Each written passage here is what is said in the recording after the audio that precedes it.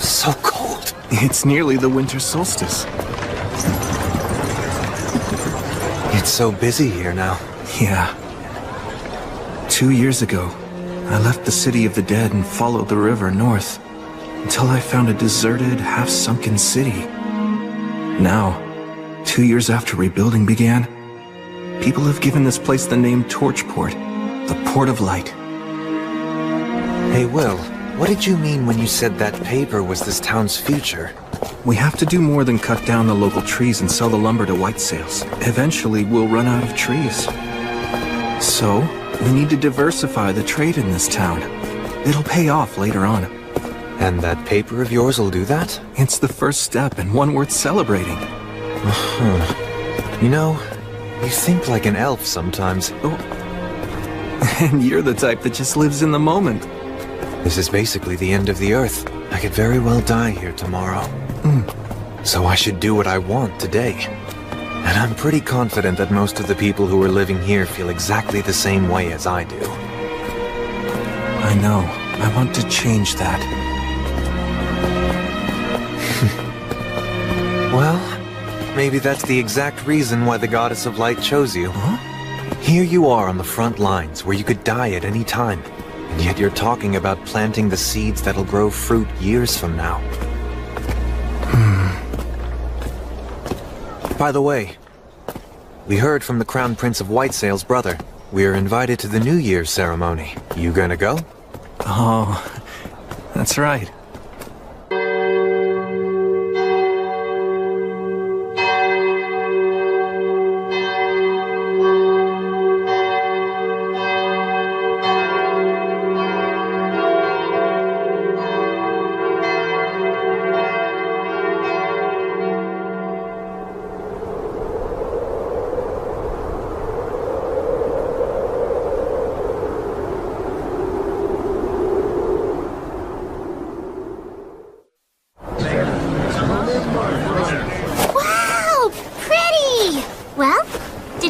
Winter Solstice Festival? Yeah, it was fun. Although I'm worn out. All that going around, greeting important people with a smile. It isn't as easy as it looks, huh? Luckily, Menel put my outfit together. With that and the help that I got from Bishop Bagley, I managed to pull it off. I wish I got to see Menel in formal clothes. Actually, why didn't he come with you? No, I invited him. But he said, shut up, at least let me sleep in today. What about you? Make a little money? Of course! This is a troubadour's most profitable time of the year!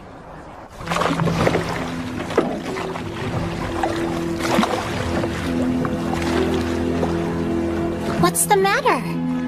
I was just thinking how beautiful this town is.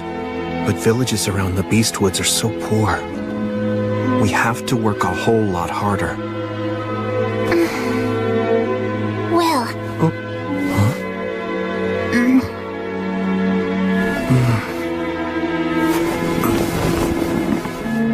Huh? You worry too much. B. You know it's true. You can't help yourself.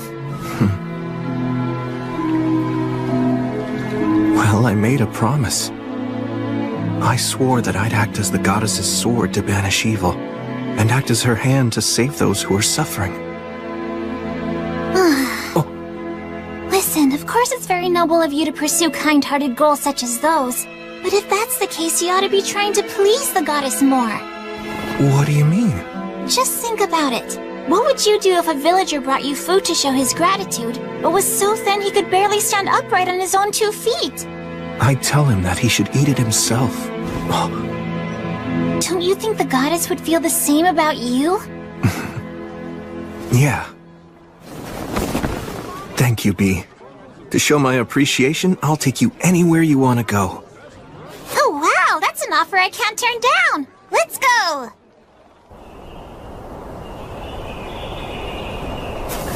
B, you sure about this? Yeah, absolutely. There's something I want to see. But unfortunately, it isn't the kind of place a lowly troubadour can get into just by asking nicely. You could sneak in though, right? Because on top of being a warrior priest, you're a great sorcerer. A school tucked away in the woods of a forbidden land where sorcerers study the words of creation. The Academy. Well, let's go then! Wait. Oh! Hold on a sec. This is Maze Alley magic. And there are several signs here too. Warning. Paralysis. Sleep. Blind. Yeah, we can't go in there. Wait, what? But shouldn't you be able to get through it? Come on! Use some of your brute strength! If we tried to force our way in there, it'd end up raining blood. And not metaphorically. It's set up to keep out the uninvited. I see. Well, if even you can't get in, then that's that. Let's head back into town and go... We can't sneak our way in, but... Yes, Will? Let's just go up to the front door. Yeah, that's a great idea!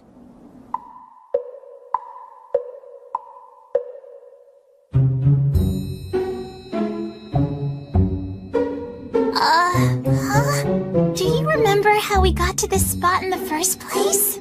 I mean, I know in my head where we came from, but... It's okay. Just keep holding my hand.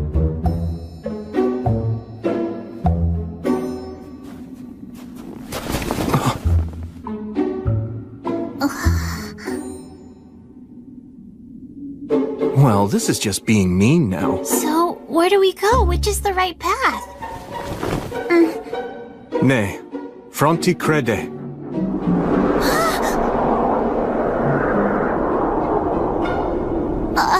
This is the right one. Either learn or leave. So, does that mean if you won't learn, you have to leave? Will. Huh? Don't push it, okay? Even the wandering sage in his youth couldn't pass through this route. Or at least he wasn't able to make it all on his own. What? Gus couldn't? He was a child prodigy. But even so, he wasn't able to visit the academy without getting his master's help. That's how he found out how much he still had to learn. I see. So even Gus couldn't get through here when he was young. What is this? A curse? Looking at it makes me feel really uneasy. I can't sense any mana at work here. But doesn't that make it even more suspicious? Setting a trap in something that's obviously questionable is a classic move. You're right. There's a sign carved in it that makes you feel uneasy. Man, talk about super twisted. I could write a song about this alone.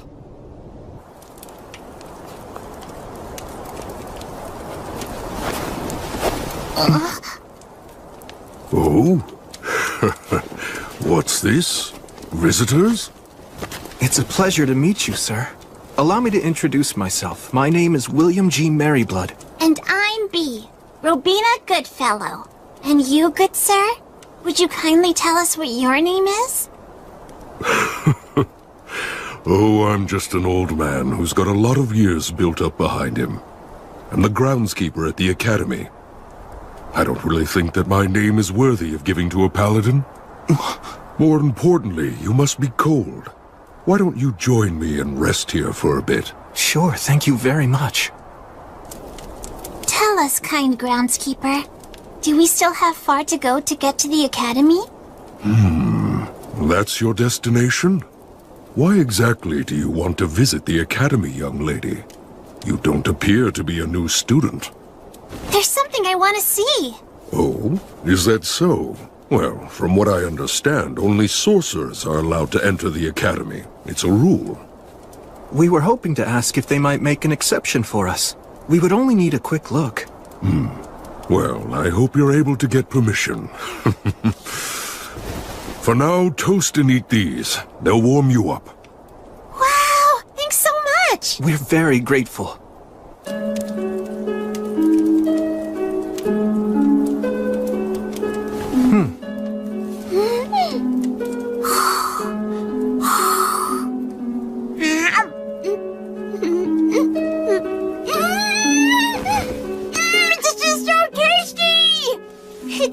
milk cheese, right? That's right. It really is good. Incidentally, I've heard that the faraway paladin knows how to do magic. That's true. I can't deny that I have learned a bit. As the Academy's groundskeeper, I do witness magic from time to time, of course. But nonetheless, I'd be very interested in seeing firsthand just what sort of magic you're able to perform. I see. I think I'm being tested. I'm sorry, but I can't use my magic simply to show off. Please understand. Even if I beg to see it? Please forgive me. Has that always been your stance? Yes. My master taught me that. I want to uphold his ideals as best I can. Well, in that case, might I ask a favor of you? Yes, of course. Last night's snow has left all the trees quite damp, so my fire just keeps on smoldering today. It's rather tough on these old bones of mine. I'd really like to have some dry firewood if I could. Do you think you could prepare some for me? I could have solved this problem easily if I simply spoke the words of drying. But you can just use a fire to dry out the damp wood.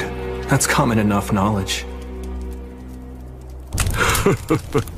I really appreciate this. It's so nice and warm. Now then, I have a question I'd like to ask the two of you so I can get your opinions on something. If great magic were to exist in this world, what do you think it would be like? Maybe it'd be magic that brings people happiness. Oh? Whether it's the simplest words used to raise a smokescreen, or a highly elaborate and intricate artistic sign. If it was woven with the prayer that's intended to bring someone happiness, I think that's plenty great. What an intriguing opinion. And just why is it that you feel that way? That's easy. It's because that's the way Will always uses his magic. It's a part of the reason why I like him so much. Although I will say he also tends to set aside his own happiness. I'm not too crazy about that part. Yes, I see. Splendid.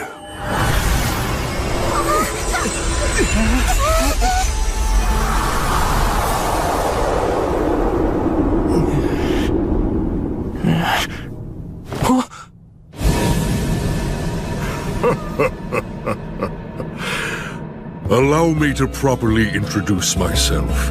My name is Harem. I am a professor at the Academy, and I'm also the Master of the Woods. And I serve as groundskeeper as well. Groundskeeper? I'll have to make a bit of a special exception, but I'll assume the responsibility and allow you to tour the Academy. Now then, young lady, what part of the Academy was it you wished to see exactly?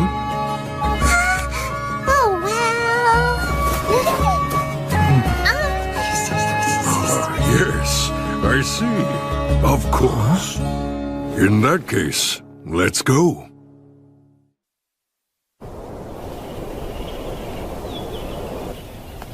Huh? Wait, hold on! What is that? There's a doll out there cleaning! That is a golem created by a previous master of forms. It's quite a handy thing to have. Incredible. It moves so gracefully. Even if the mana here is very stable, I can't imagine the amount of work that must have gone into it.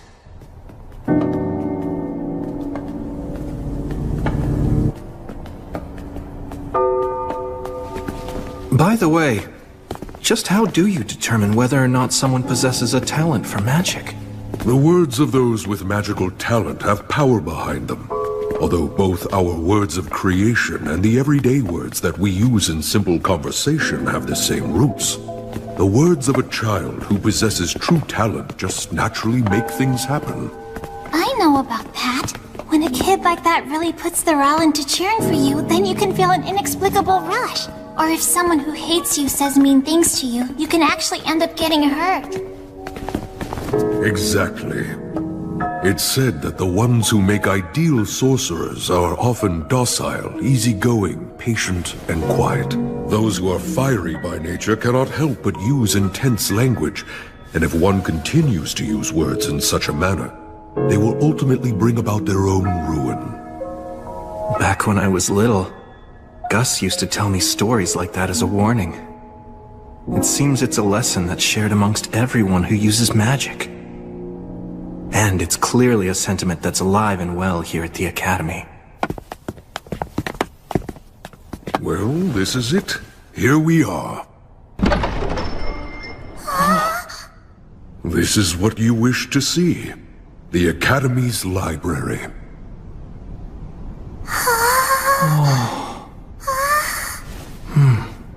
I personally authorize you to browse anywhere you might wish, except for the forbidden shelves downstairs. I know my request to come here was unorthodox, but thanks for allowing it. Very well then, I shall be waiting for you out in the courtyard. If you need anything, just call for me. So, you wanted to see these books? Yep. Are you surprised? A bit. I thought you wanted to see the Sorcerer's School so that you could use it as a reference in your songs. There's a book I'm hoping to find. You want some help? I think I'll just search on my own for a while. I asked you to bring me here and now you're just gonna be bored. Sorry about that. An introduction to the history of magic. I learned a lot from Gus, but I wonder what's changed over the past 200 years that he wasn't even aware of. Huh? B? I'll carry those. Thank you. Huh? A record of Academy graduates and a collection of local historical records?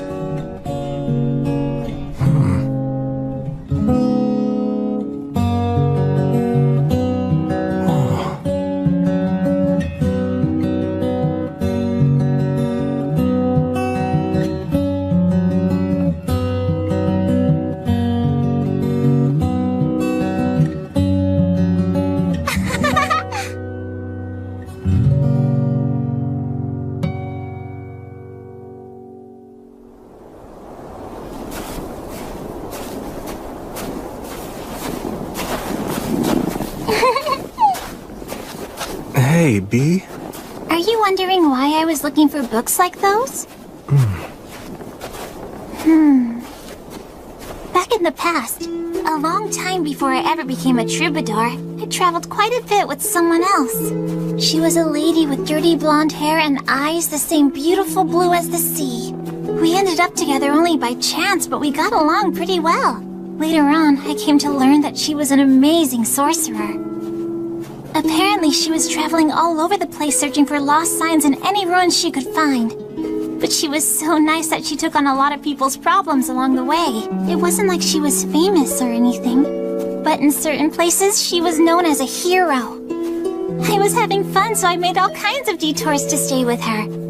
When it was time for us to go our separate ways, we waved at each other and said, "See you later." But then, she died not long after we parted. I heard she died fighting to protect a town from a group of specters.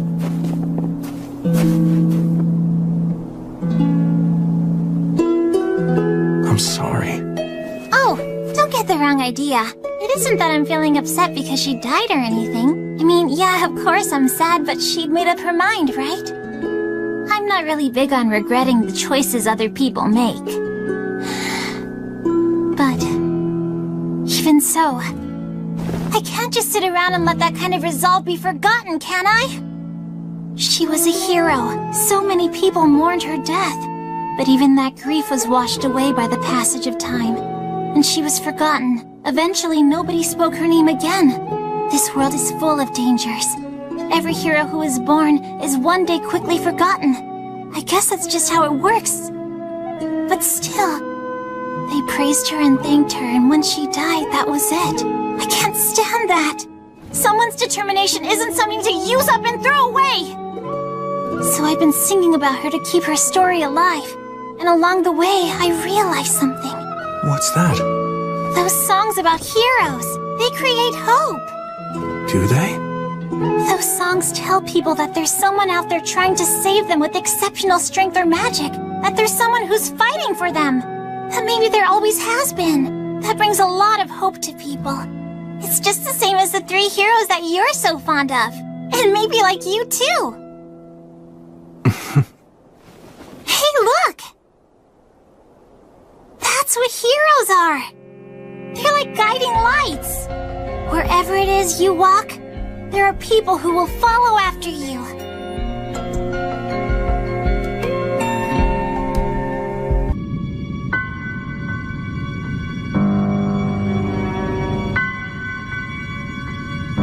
So is that big tree? Yeah, he's the ruler over this forest's winters, the Lord of Holly.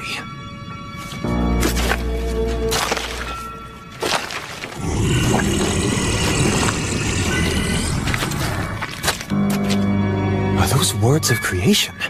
No, actually. That's a curse. Those are blasphemous words. What's happened to my gatekeepers? What do you think happened? I see. Let me guess. You're the faraway paladin, Sir William. And you are the one called Menaldor of Swift Wings. And you must be General Carnunos. If you 2 celebrated heroes have come here, we don't need to waste any time. I'll see to it that you die right here and now.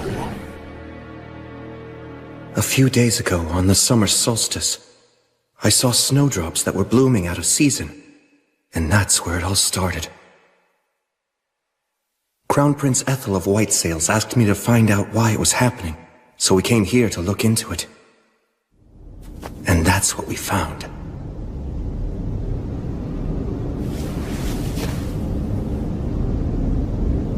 What in the world happened here? The forest. Huh? The forest has gone completely mad. This whole forest region is ruled over by 2 ancient trees. They're called the Lord of Oak and the Lord of Holly. They're trees. Actually, they're twin brothers. The Lord of Oak rules from the winter solstice to the summer solstice. Each solstice, they yield royal authority to each other, thus maintaining the cycle of the seasons. Then It seems this time the transfer of royal authority may not have occurred for some reason. It was disrupted on the summer solstice, so it must have been the Lord of Oak. Great Lord of Oak, ruler of the forest, why won't you give the Lord of Holly the royal authority? Nay, children of man, you have it the wrong way around. It is the Lord of Holly who will not accept the transfer of power. Why not? That I do not know. My communication with the Lord of Holly was severed, so the transfer of power cannot be performed. The royal authority is powerful and far-reaching. If it does not lie with the correct owner, it will only foster the spread of evil. It may only be a short time now before this forest suffers a fatal collapse. All right then, will you give it to me? what? Menel?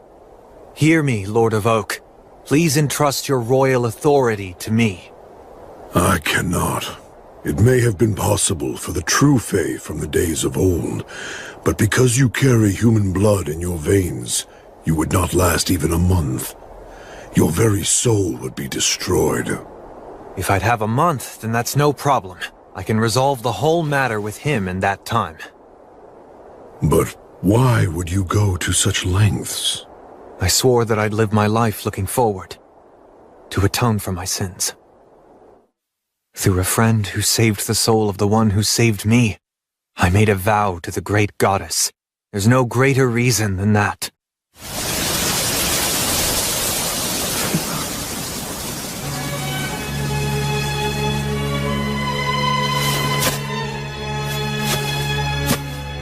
That path leads to a trial, a secret rite known only to this forest. I'm afraid that you, agent of the Goddess of Light, do not have the right to participate in it. Yes, I realize that. I'll wait, however long it takes. Rest assured, I'll be back soon. So don't you worry.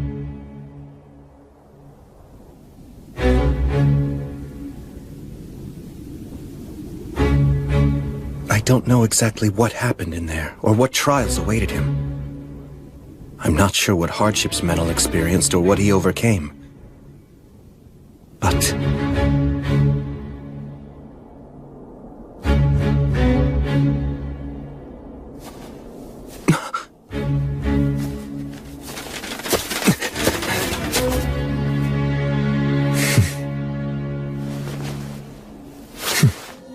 that was how Menel received the royal authority.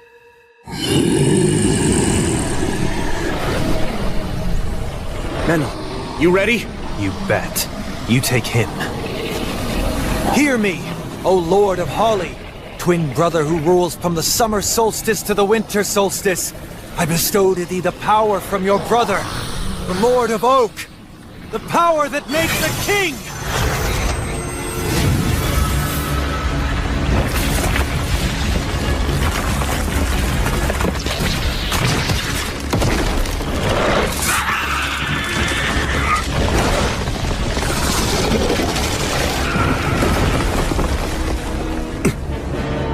Going to regret that. I can't believe that you have already won over the Lord of Oak! You're done. And now for the forest. My grace feels light, by the goddess of the cycle of death and rebirth.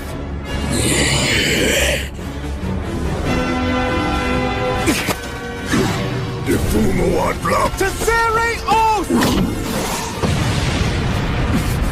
It still went off? Nicely done.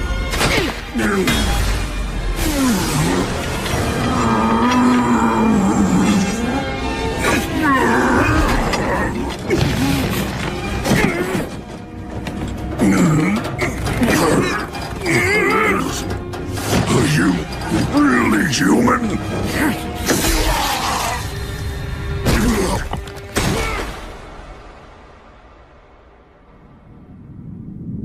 I am the Lord of Holly. For your bravery and valor in eliminating those insolent invaders, and for performing the transfer of the royal authority, I commend you and thank you. I must restore order to this maddened forest.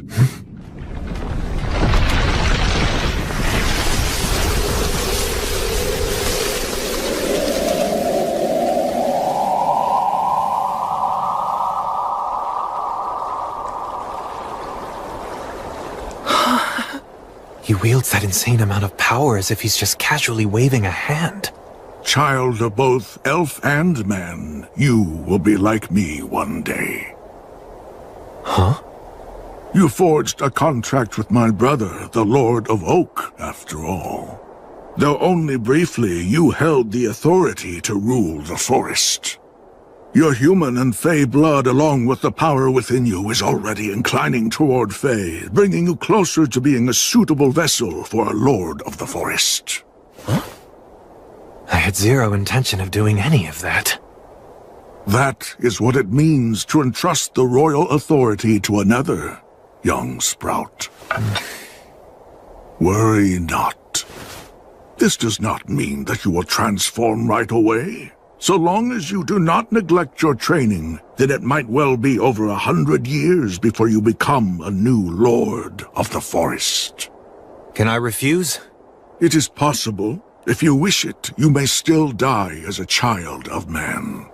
Make sure you give it plenty of thought. And you, child of man, disciple of light. Yes, sir. There is something that I must tell you. Do you know of the mountain range to the west whose rocks have turned red? The Rust Mountains? Is that what you mean? I'm afraid that in a future that is not so distant, the fire of Black Calamity will break out in the Rust Mountains.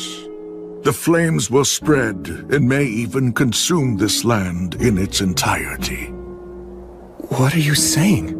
Those demon beasts came here from the Rust Mountains. That whole land is now a nest of demons. It's a land where the enormous Lord of Hellfire and Miasma sleeps, making his bed from the riches of the mountain people. The Lord of Hellfire and Miasma? Whether you choose to fight it or accept it, be prepared. That day is not far off now. This is both a warning and an act born out of duty. Child of man and young sprout, I promise you will have a bountiful harvest this autumn. The fire of black calamity. I truly asked too much of you this time. Although, I guess I should add again. You got that right. You send us every damn time something happens. Well, keep in mind that the paladin here is a retainer of mine, after all. And if I send for Sir William, I get a fine hero like you along with him. It's really quite a bargain. I'm not some market stall bonus. Perhaps not, but you are the paladin's friend.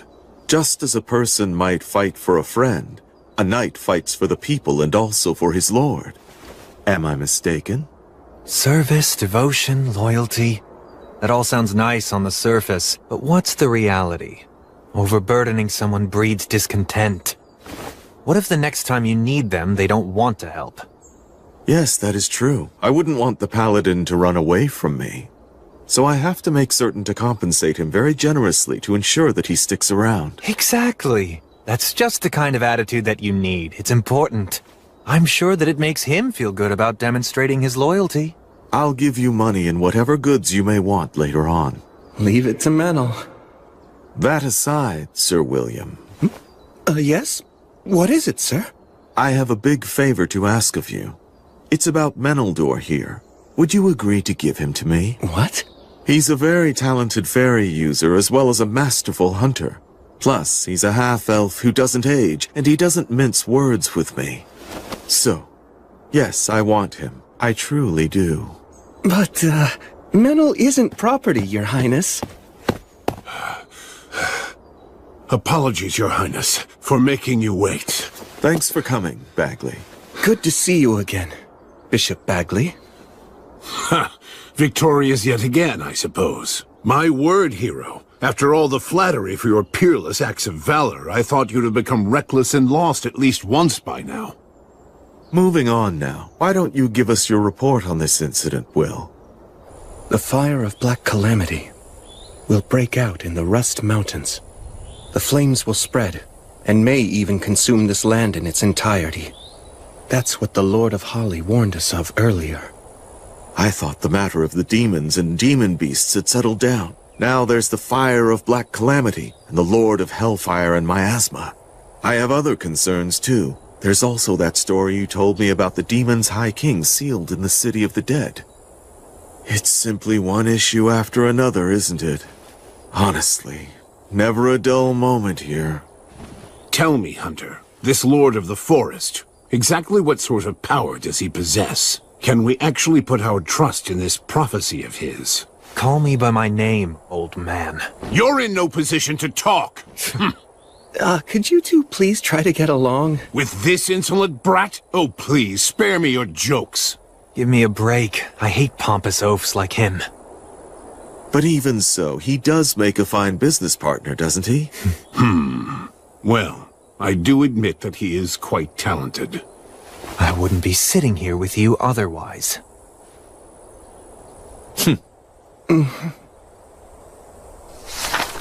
Here, look at this.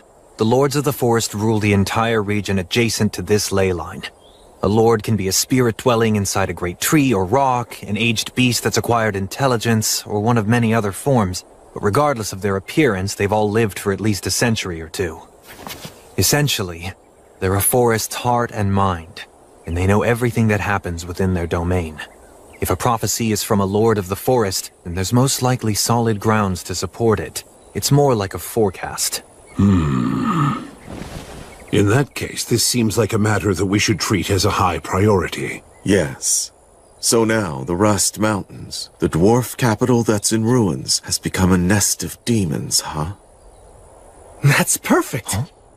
Because that means we can fight them with our full force. Look, we know exactly where the problem is.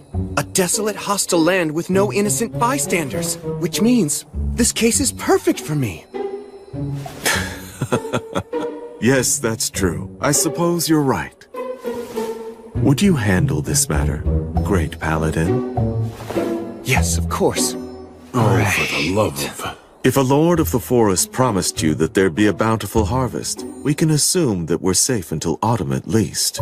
First, we should gather information. I'll ask my troubadour friend, and talk to the dwarves living in Torchboard as well. Can I entrust all of this to you? Yes. For the time being, this matter must remain a secret held only between the four of us. Right, not a problem. I'm sure it'll all work out. When you say it like that, it makes me feel like it actually will. Just don't get cocky after all this hero treatment and let your guard down. You want to know about the Rust Mountains? Yeah. I want to learn everything I can about them. A troubadour song doesn't come for free, you know. What's my info worth to ya? Tell you what, if we end up having to go to the Rust Mountains, you'll be the first to know any stories we hear. Is that good enough for you? Okay, that's an offer I can accept. First of all, 200 years ago, the Rust Mountains were known as the Iron Mountains. They served as the home to the Iron Country, which is the nation where the dwarves once lived. They were mountain folk who followed Blaze, the god of fire and technology. It was a powerful country that used to be included as a part of the Union. The Iron Country, huh? But then, it was lost in the Great Uprising 200 years ago. The dwarf leader, the monarch of the mansion on the rock, led his men to stop the demons' advance. Many powerful warriors battled against the demons, but they all died fighting on the mountain. A lot of blood was shed, and many weapons were shattered. And then the mountain became the demon's nest. Then at some point afterward, the area became known as the Rust Mountains. Was that because that's what happens when iron dies? The details have been lost. Not even the songs about the battle have survived. There isn't any real information about it. Why's that? Because all of the dwarf warriors and citizens were basically wiped out. And also, no one will mention the fate of any dwarf who fled the country. It was just too cruel to talk about. Half a year ago, I remember we took in a group of dwarf refugees over at Torchport. I'll never forget it. They had a look of utter exhaustion in their eyes. It made me realize that just one wrong step, and that easily could have been us instead. Manuel, you... Everybody knows what terrible things can befall people who are driven out of their homeland. That's why none of them want to talk about their home, or bring up anything about what happened in that final battle. I can understand that. Anyway, that's really everything I can tell you about it. I'm sorry. No, don't be. You've been really helpful. But you know, Will... Huh? If you were to approach them with the understanding that you have now, they just might be willing to talk. Especially since it's you. Good advice. Thanks so much.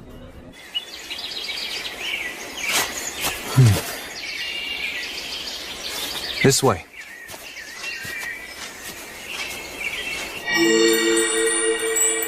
This is the fairy's path. You sure this is the right way? Yeah, I can tell. I mean, I can tell now, at least. Because of the royal authority? Apparently, although it's not like I asked for it. You know, if you and I end up getting separated, then I'm done for. Oh, don't worry. There's no way I'm going to lose you. If you wander off, I'll just drag you back. Really? You can do that too? I was planning to train myself to do this. But hey, whether you get it for free or work for it, power is power. It's really all the same once you make it a part of yourself. This is amazing, though. I mean, you are going to become a lord of the forest someday. Well, maybe in 200 or 300 years. It could even be more. It'll probably be somewhere around there. I'll be long dead by then. That's true. Maybe I'll be the one who maintains your grave. And I'll be able to see how your kids and grandkids end up too. Huh. I hope everything will have settled down by then. Wait, you've been planning to do that? Yes, that's right, I have. I have all kinds of debts to you that I can never repay. At some point along the way, all half-elves have to make a life-altering decision. To live in perpetuity as an elf alongside the earth and water, almost like the Fae do, or to live a more human life, fleeting like a flickering fire or a gust of wind. That's the fate of those born with both bloodlines. And my choice is to see what becomes of your accomplishments. I might not be able to do anything all that great, though. Oh, come on, you're already enough of a legend. I'm sure you'll keep on making more legends, even with that spaced-out look on your face. I'll be fighting by your side, so somehow I'll have to survive until your life ends. And then, it might be nice to wrap it all up by fading into the forest. Of course, first I'll have to say something totally cool to make myself look good. I bet you'll be a legend. Yep, the both of us. Doesn't sound too bad, right? Yeah.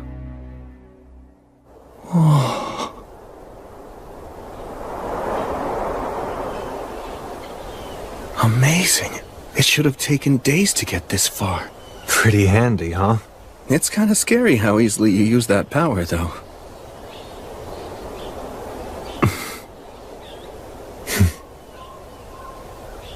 Well, we made it. We're back at our home in Torchport. Listen to me, Will. Today we are going to discuss the spirits. Through the words of the Creator, even before man or the gods came into being, water, fire, wind, and trees came into existence. Every one of them possessed a definite will of their own. And those were spirits? That's correct. And because they had their own will, they chose to divide themselves up into two groups. One aligned themselves with the unstable phenomena that are the lords of the sea and forest, choosing to live long lives. And the other chose the human way of life, opting for definitive lives and deaths as beings with bodies of flesh. Those affiliated with wind, water, and trees consulted with the goddess of the forests, Rhea Sylvia, leading to the birth of the elves. The spirits of earth, stone, and fire longed for human craftsmanship, so they consulted with Blaze, the god of fire and technology. This resulted in the dwarf race. That's the reason why dwarfs are such excellent craftsmen as well as being superior warriors. Yeah, those guys are the real deal. Tell me more about the dwarfs! Please, Blood! I'm not sure there's much more. They can be a rather quiet lot, but they know what the meaning of true courage is. It's constantly on their minds, in fact. What is? Making sure they know what's worth fighting for, even if doing so means throwing away their own lives. When they go into battle, it's like their souls are on fire. They have no fear of death. I have genuine respect for dwarven warriors. The ones that I met and did battle alongside, at least, they were true warriors.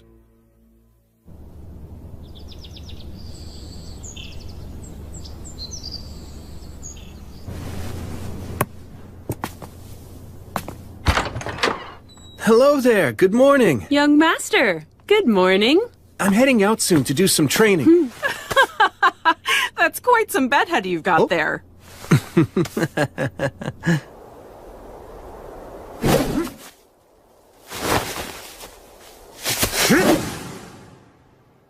As usual. Your look really doesn't fit with your superhuman strength. Yeah, I guess it would have been nice to have the looks to match.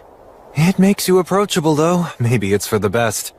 And they say people seek in others what they don't have themselves. Menel, stay here a second. Sure.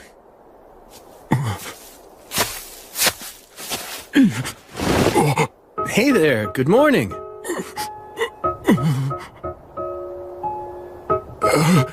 Yeah, good morning. So, would you like to watch? Hey, what are you doing? Who are you? I haven't seen you around before. What's your deal? If you're that interested, just watch us. No, that's quite all right. Sorry to intrude. Menel. Sorry. Guess I came on a bit too strong. Sure did. I don't know if he was interested in watching our training or just seeing the paladin everyone talks about. The training, I'd imagine, since the dwarves are a warrior race. He didn't seem like much of a warrior. You think so?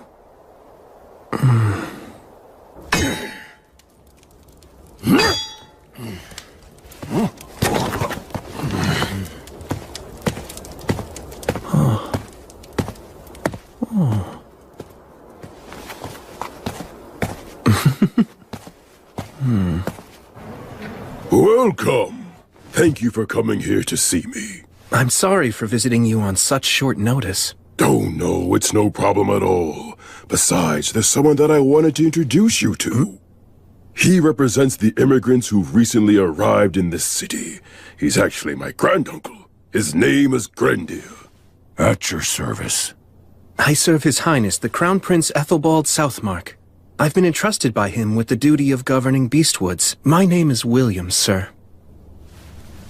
So you and your people, why did you come here? We came to die. Pardon me. Uncle Grendir, you're only going to upset him by speaking so frankly. We haven't much longer left in this world. Our only wish now is to die with our eyes on our homeland. Uncle Grendir is one of the last survivors from the mountains to the west. Oh, from the Iron Mountains. I gaze at those mountains from this great distance, dreaming of the day when we can reclaim them, and hoping such a thing is even possible. I know that I'd be able to die happy if that dream would only come to pass. While I realize that this may cause you some inconvenience, I would be willing to do any kind of work if you could just allow me to stay in some little corner of the city that... Please just rest at ease. I'll do everything that I can. I promise that I'll protect all of you from injustice. Thank you. Thank you so much. 200 years ago, there was a monarch who ruled in the Iron Country. Short and frail, he wasn't very proficient in the martial arts and preferred to spend his time writing. His name was Arvanger, the last king of the Iron Country. He presided over an age of peace. The land was blessed with prosperity and well-being. But then, a storm came. From the depths of the abyss came an invasion of demons that was led by the High King of the Eternals. When the fires of war encroached upon the Iron Country, an emissary from the demons appeared. It demanded that our people agree to follow the High King. Today's our last day to respond to their demand. If the only difference is who sells us weapons, does it really even matter? Those demons can't be trusted! We must fight them to the death! But if we're dragged into war, our children will die! What are we to do? I will make the decision.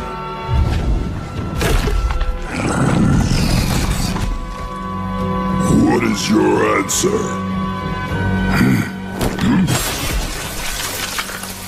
This.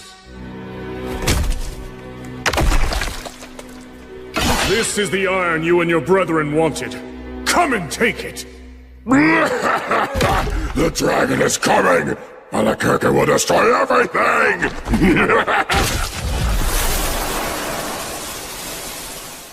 I will not allow it. We will draw the demons of the abyss here and slay them in the bowels of the earth. This chamber will be their tomb! Yeah!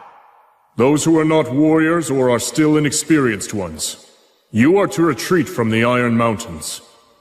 My people, I will die, and all of the warriors who remain here will likely die as well. But still, we must not let the Iron Country die.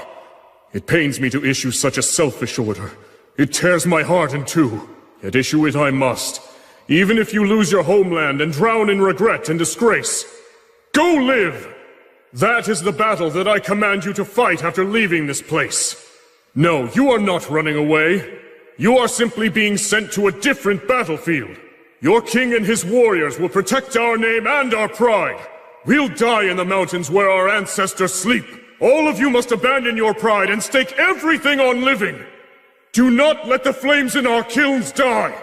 Go live! Live and keep fighting that battle until we may reclaim our land. That is my final order.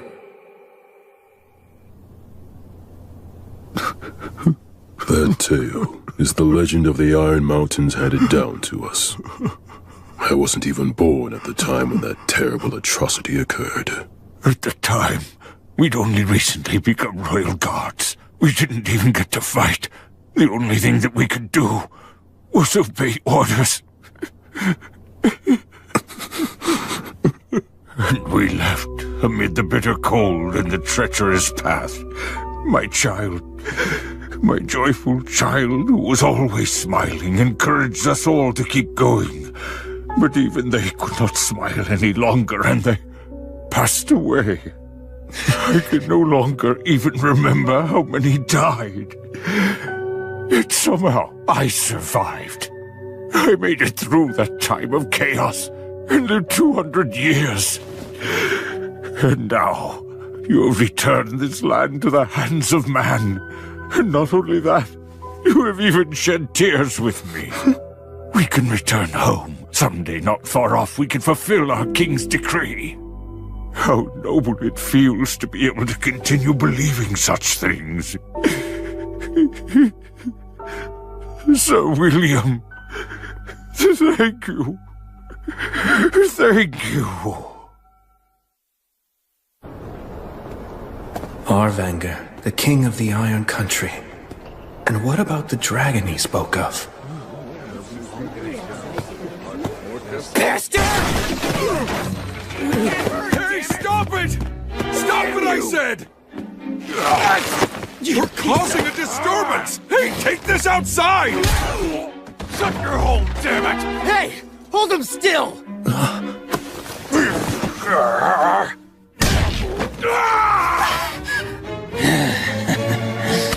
That's enough. Huh? Shut up! What the hell? I won't let you take this any further. You two have just had a bit too much to drink, right? Sorry for the disturbance! Take this and spare us!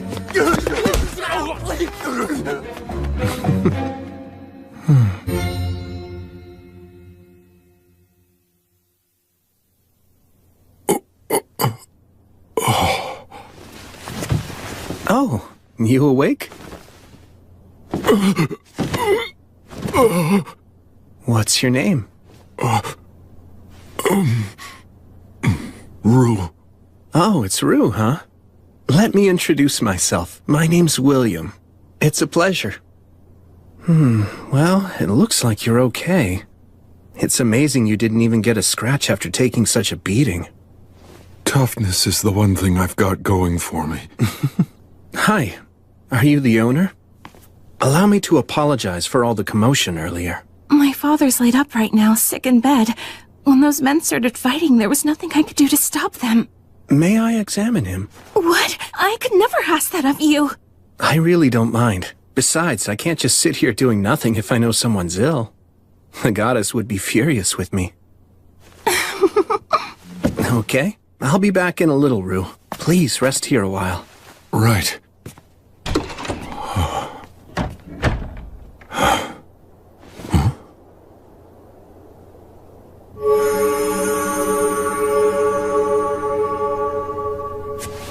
Okay, you ought to be just fine now.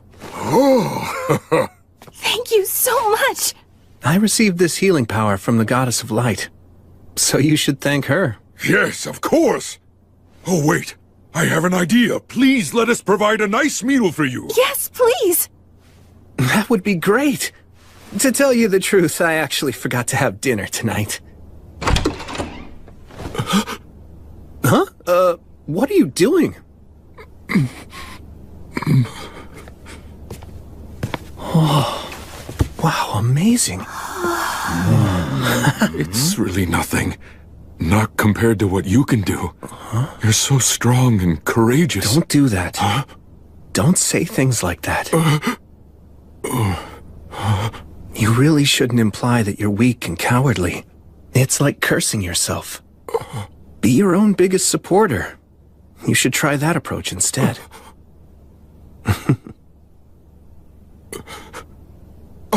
I will!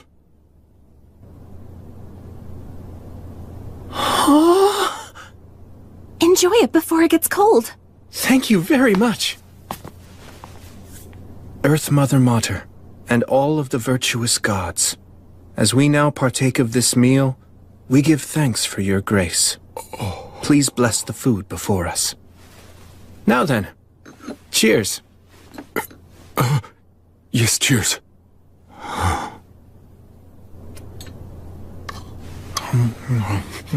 Tasty. Yeah. Tell me, why were you here anyway? Well, you see, I just migrated here, and I guess I kinda wanted to get my bearings. So I was sort of exploring. There's nothing unusual about wanting to look around. Yeah, but all the other people in my clan have been keeping busy. You're talking about Grender? You don't need to worry about that. Actually, I just happened to come from speaking with him in Agnar. You are remarkable. You're just so strong and dependable. I'm afraid I'm nothing like you. Then, why don't you give it a try too? You can get a certain degree of strength by eating well and training. Dependability comes from good choices and habits. I believe that we met for a reason. I'll tell you what. Try considering this idea. Become a Thane. You could work for me if you want, if that's something you're interested in. Wait, really? Do you actually mean that? Just tell me what you want to do. As long as it's what your heart desires, then I want to help you achieve it. To be honest, I might just cause trouble for you, but still. Yes, please. Let me learn from you.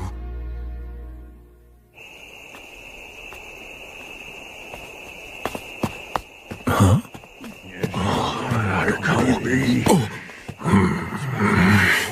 Could he be? Something's happened. Young master! Where in the world have you been? Before you go somewhere, you must tell us! Regardless, I'm glad you're safe. I'm very sorry. At least you're safe. We were sorry you were... Seems Rue was raised by people who really care about him. Perhaps they even care a bit too much. You get it? Could have been hurt. Huh? Come inside. Listen to me. Never do something like this again. Pardon me. Hello, everyone. I'm William G. Merryblood. I must apologize. Rue and I met by chance and we got to talking. We hit it off and I didn't realize what time it was. No apologies, please. That's the paladin? He's dreadfully strong. He's more than just strong. He could crush us all, if he wished to do so. My name is Gelreese. I appreciate your apology, and I will gladly accept it. You have my humble thanks. Now then, what brings you here? It's about Rue. I would like him to become my Thane. You want to make the young master a Thane? That means that he'd have to accompany you on beast hunts. Being the paladin's Thane is too dangerous. You have to give this more thought. We don't want anything to happen. What do you want to do?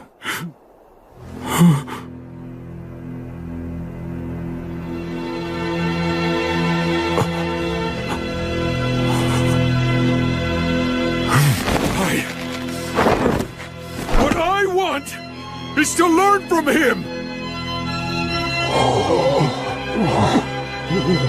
To learn what a warrior is! To find out what courage is! To discover it with my own two hands! If I never confront danger, or never even take a single step on my own, what can I ever know about being a warrior? What can I really know about having true courage? It's simple. I want to be someone I'm not ashamed of. For our ancestors! If I know nothing of battle, or of courage, or of conducting myself nobly, can I call myself a dwarf? It's final! I've no intention of ever reversing my decision!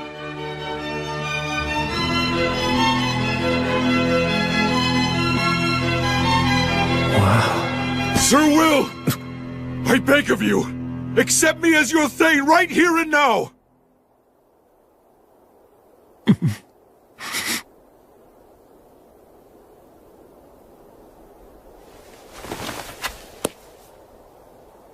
I will guard with my own 2 hands the loyalty you offer.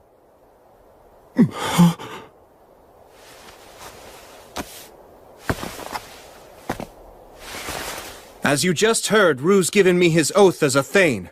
And so, as the knight that he now serves, I will gladly listen to what you have to say. Our young master will be the faraway paladin's Thane. So be it. You're agreeing to this? He's never asked for selfish favors. He's always respected the predicament we have lived in. And as he just said, this is what he wants. All right. I will explain the situation to Grendir, young master. Oh, thanks so much. But still, know this. From this day on, you can consider yourself to be like a dead man to me. But why? Since you've entrusted your loyalty to a great warrior, you must never value your life above his.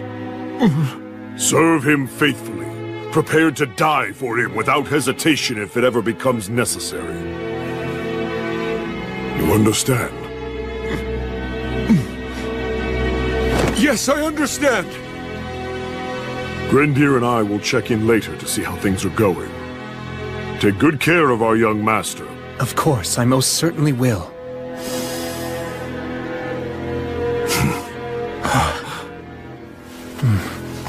I'm looking forward to this. Yeah, same!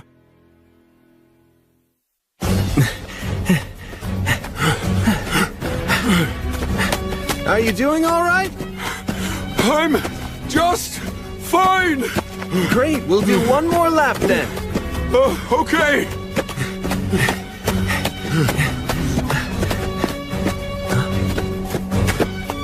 Blood, Mary, and Gus must have worked so hard to figure out how to teach me everything I needed to know.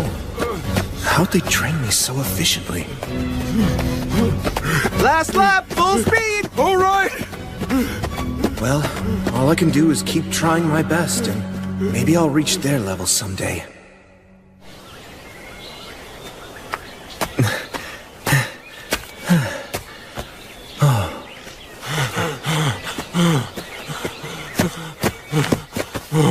Good hustle. Do some light walking to catch your breath, and then we'll start strength training. Right. Strong muscles are the most essential foundation of combat. My master said you can solve most problems with brute force, and you need muscles for that. I see.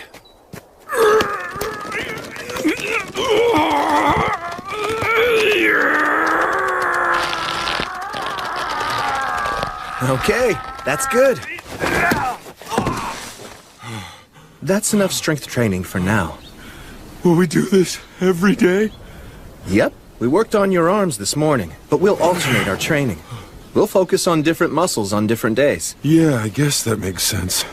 Actually, later on, I'd like to do some practice swings with you to check your footwork and how you move your body. Uh-huh. But first... I think you guys met before, but let me introduce my friend, Menel. Hey. Oh, yes, hello. So, I guess I should say I'm sorry for scaring you the other day. Oh, that's okay. So from this point forward, Menel will join your training sessions. Also, I'll be asking him to work with you whenever I'm away or unavailable. Right. I appreciate your guidance. Sure thing. I need to go and attend an assembly. After that, I'm going to go check on the people who we treated earlier. I'll let you take over now. Fine. Okay, let's start with practice swings. Right! Okay, I'm counting on you then. No problem. I'll take care of it. Well... Oh, hey! It's our Lord! Ah, well, good to see you.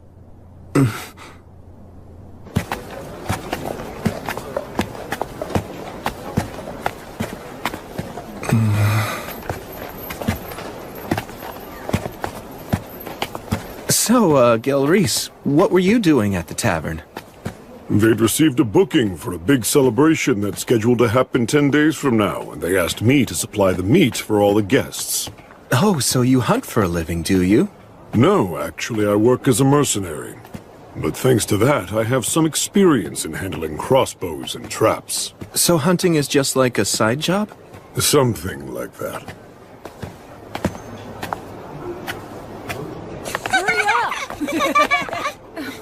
That's right. Not so fast, kids. Okay. It's truly a fine city. Yes. People from many walks of life work to make it that way.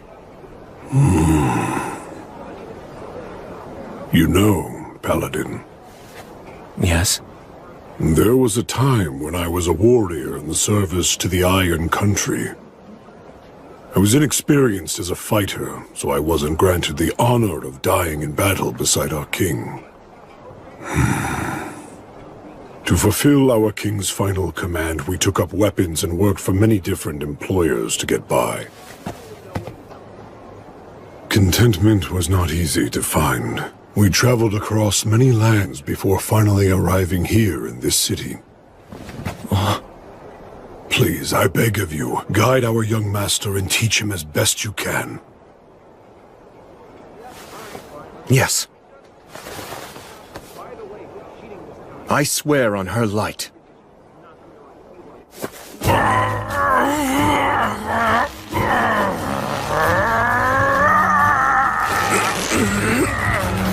Tell me, is this your full strength room?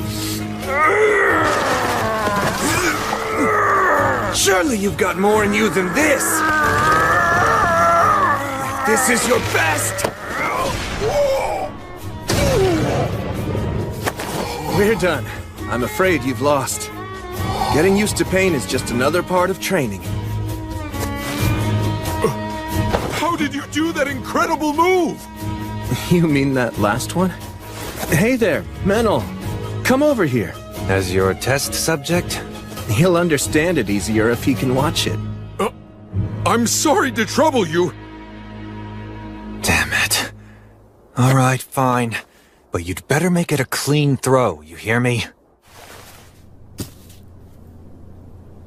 Hold on. This should get Bishop Bagley to start an investigation.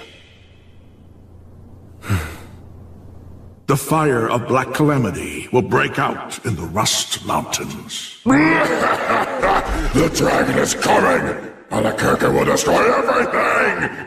You give me no choice. Although I detest this dragon's power, I must use it! Tough scales. And an enormous body. The inborn ability to use words of creation. The dragon Valakirka. The dragon's power is second only to the gods. Back when I fought what was the mere echo of a god, I was nearly killed at one point. Things were bad enough with just an echo. And now, an echo and a dragon. I don't like this. It scares me. Don't lose your nerve! Huh? Come on! Again! I'm wearing armor, so why would you hesitate to attack? Good grief, I think you might even be more naive than Will. So what's the matter? You giving up already? You gonna run home with your tail between your legs? No, I'm not done.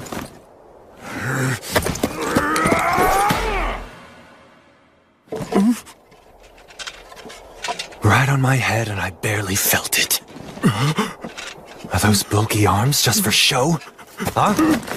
Oh yeah, you're clearly scared now, aren't you? Are you gonna start crying and run away, are you? I won't run! Then strike again! And put some force into it, you weakling!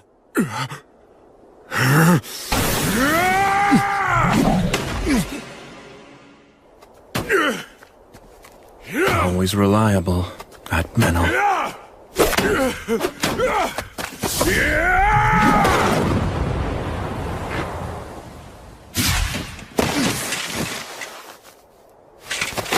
Ha! You actually put some spirit into that one. Keep it up. Thank you very much! Incredible. Rue gets stronger with each sparring session. Hey, Blood. Was this what you were feeling back when you were training me?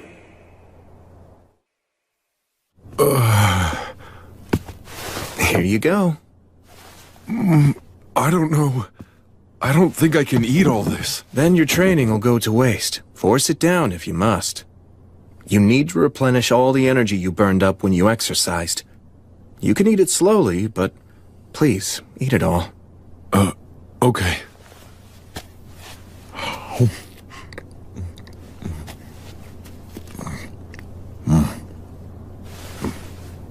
So, I just wanted to say thank you once again. For what? Well, first of all, for allowing me to become your Thane, and second, for the training you're giving me. You even pay me and provide me with food, and for all of that, I'm extremely grateful. Are you aware of my background?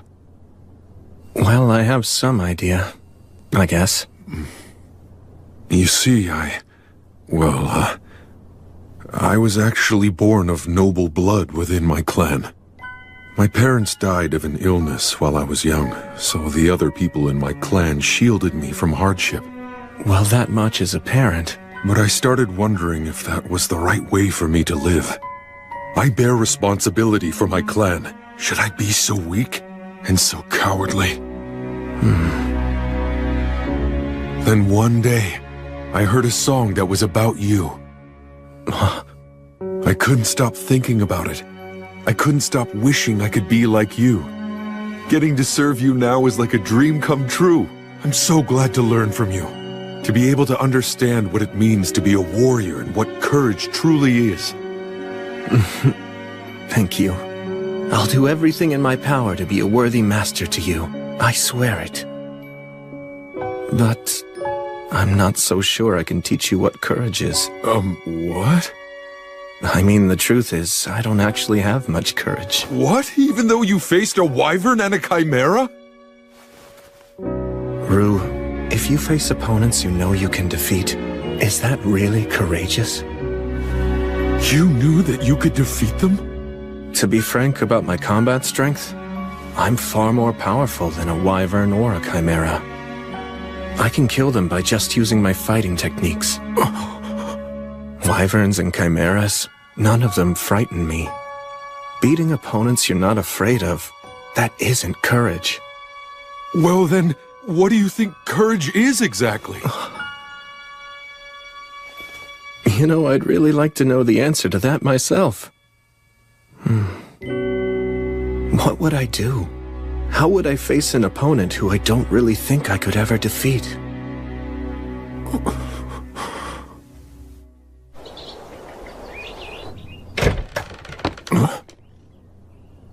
I have returned. Oh, Raistov! I'm glad that you're back. How'd it go? Nothing seemed especially out of place. Should I go see Anna and report my findings to her as usual? Yes, please. Thanks, Raistov. I'd heard you'd taken on a new Thane.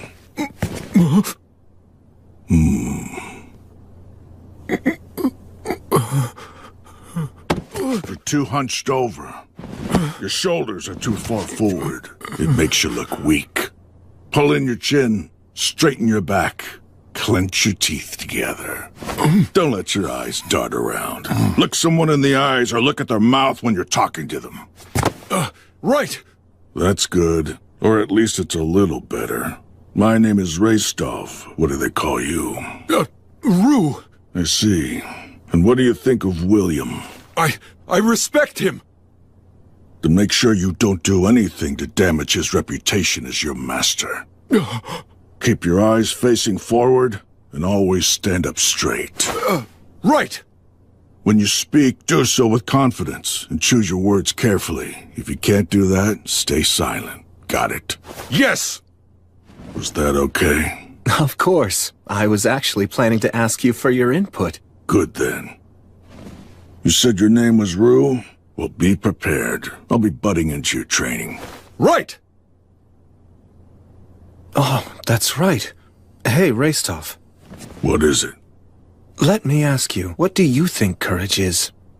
I don't know what's been going through your head, but as long as you keep thinking like that, you'll never know. I guess you're right. I kept an eye on the Rust Mountains for a while, but throughout the summer and fall, they were as peaceful as could be. Just as the Lord of Holly promised, the forest was plentiful, which made everyone happy. When the time was right, the city even held a festival for the wheat harvest. The third winter that I'd spent in Torchport was drawing ever closer.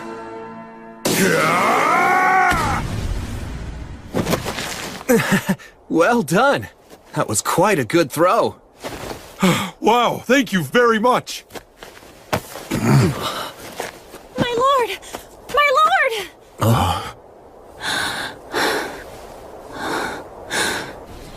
Sightings of undead were reported. Sorry it happened again. It's fine. If undead are involved, then I need to make it a top priority. So what should we do this time? Good question. Oh, Rue, I need to go handle this matter. It's very important. Will you come too? Really? Of course! It would be an honor to go with you!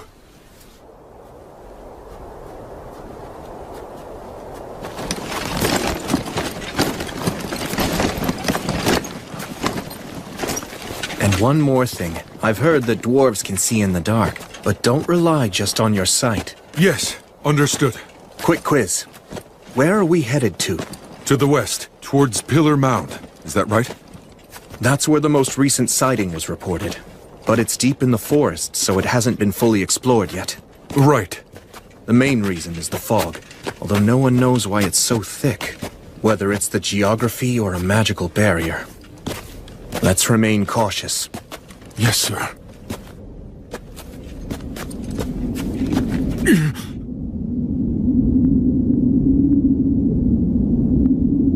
It's, quite eerie, isn't it? But still, magnificent.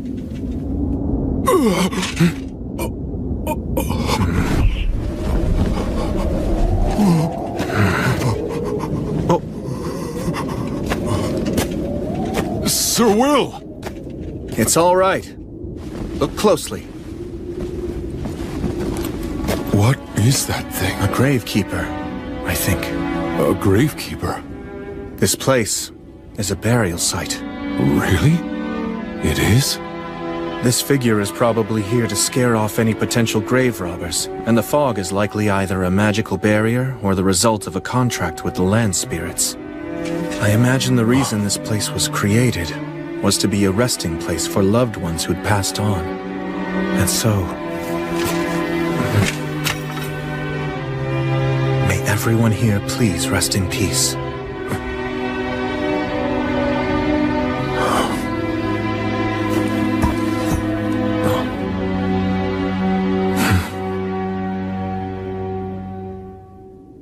So, if the undead were spotted here, where'd they go?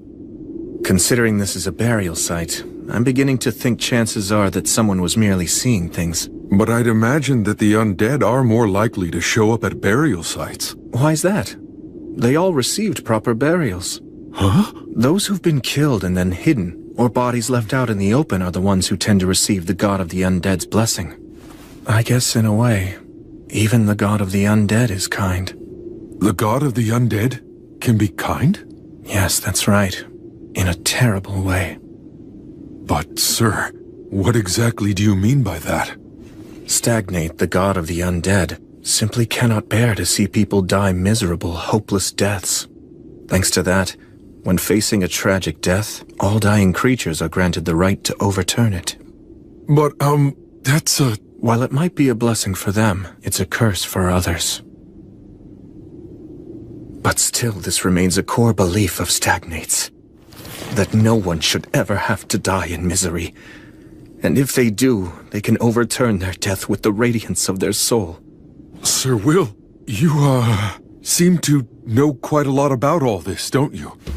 To meet a real echo of Stagnate, surely you've never really encountered one of those before, right? Perhaps what you encountered was a herald instead. Sir, why won't you look at me? Well, I mean, how do I put this? Please don't laugh right now. It seems like someone was just seeing things. So then our search was all in vain? Is that? Rue, over here. Does this lead to the interior of the mound? Let's go look. Right. I don't see anything. Lumen. Flammo Ignis. Here, carry this one, Rue. Understood. How come we need two types of light, though? When you're going up against an opponent with no night vision, what's your first target? Okay. Let's go. All right.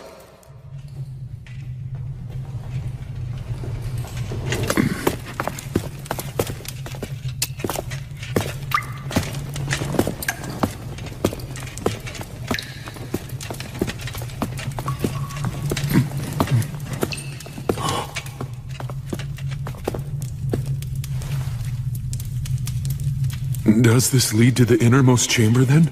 Yes, it's through here.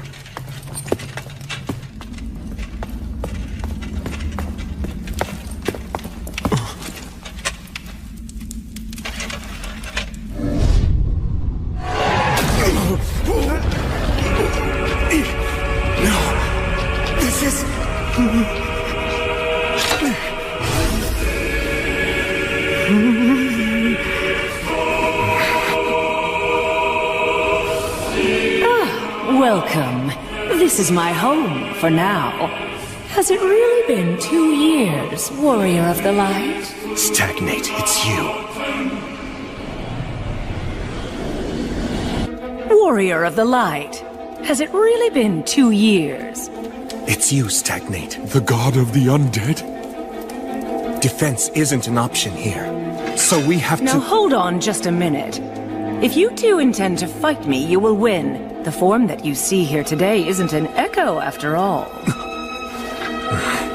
A herald. Very astute. The last time we faced, you gave me an utter thrashing. Thanks to that, it's unlikely I'll be able to send an echo to this world for quite some time, no matter how hard I try. Heralds. Messengers of the gods that convey their will.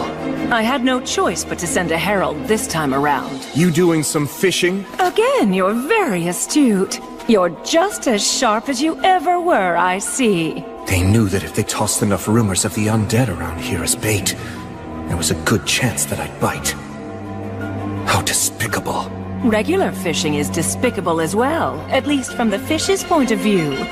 But then, that's just how gods are. It seems that you're not here seeking revenge for our last encounter. First, an apology. Apology? The echo that you faced last time behaved shamefully in its dying moments, and for that, I am deeply ashamed. Newborn echoes tend to be very emotional and irrational. They act impulsively, and in general are rather infantile. Still, that's no excuse. The god of the undead is apologizing? You know, young dwarf, that powerful warrior you're with actually managed to kill me. All that stabbing and being stabbed, what a fiery night it was. I wasn't aware that gods had such a fondness for jokes. Look, just tell me what you want. You're no fun. I mean, really, would it kill you to humor me a little while we chat? This god can speak the words. That's what makes them so dangerous. Brave warrior who defeated me. Paladin of the Light. This is my revelation.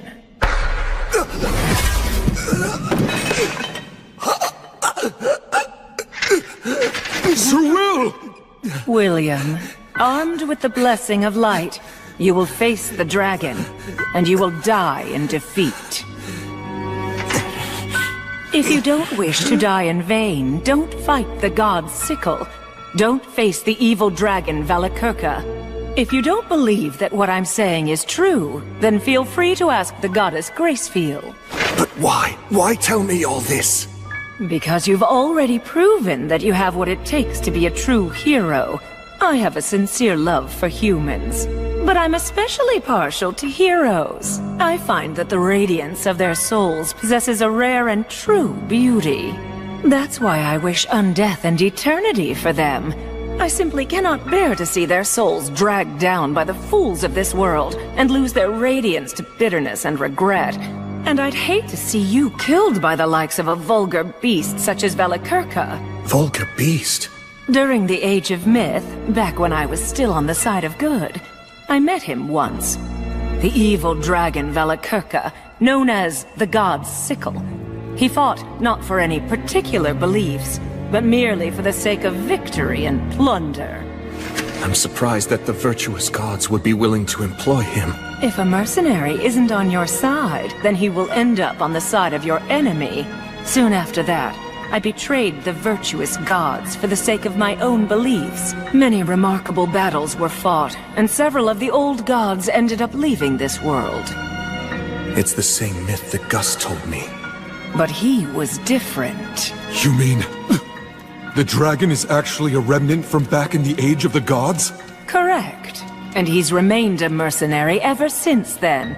And that includes during the Great Uprising led by the demons from the Abyss. The Great Cataclysm 200 years ago, and the end of the Union Age. He was hired by the demon army, brought about the fall of the Rust Mountains, and then fell asleep. See, his wounds from the battle were too severe. Wait, hold on just a moment! His wounds from the battle, you say?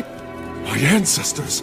Ah, of course. You are a descendant of the mountain people? I am.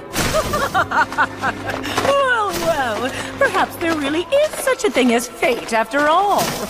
All right, then for you, descendant of the Iron Country, I, Stagnate, the god of the undead, shall reveal the truth. I'm sure you've heard of Arvinger, the king of the Iron Mountains.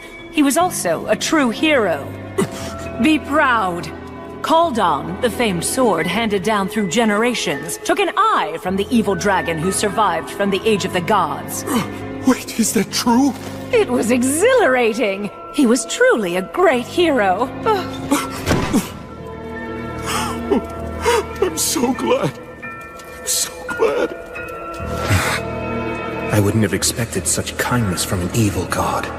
But this is a god who distorts the rules of life and death, and brings about disaster because their emotions drive them. William, in time, you may very well surpass even Arvinger's great achievements and succeed in slaying Valakirka. But now is not that time, I'm afraid.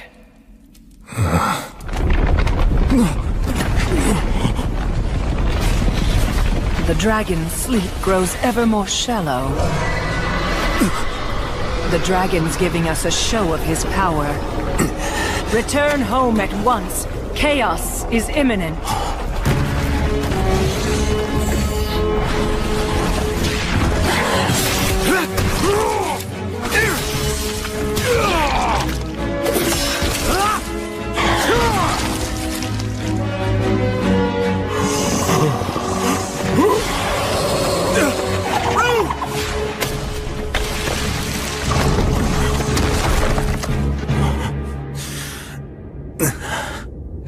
This is the cry of the dragon.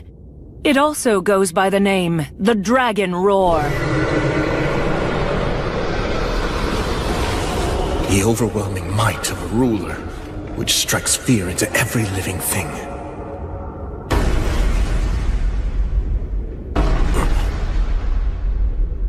Something troublesome's coming this way. Even you will likely struggle some with this foe.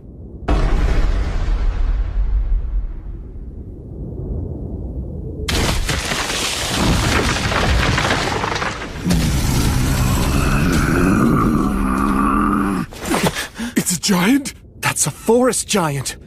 They're normally a mild-mannered race. He's been hit by the dragon roar. He's not in his right mind. What now? Will you kill him? Of course not. You can solve most any problem with just brute force, but that isn't the only way to solve things. Sir Will!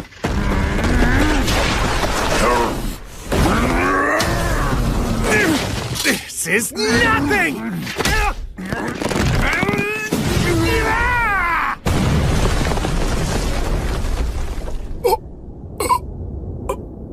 He just...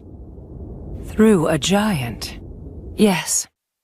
Shine the light of reason upon the fog of confusion.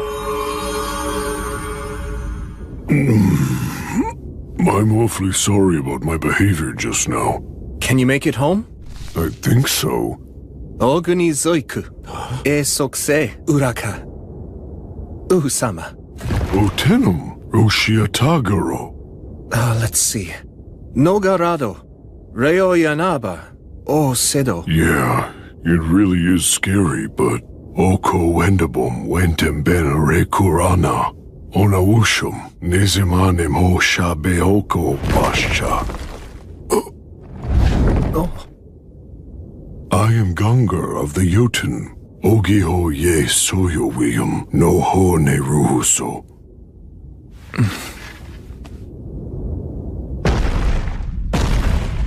Wow, I've never even seen a giant before. Yeah, me neither.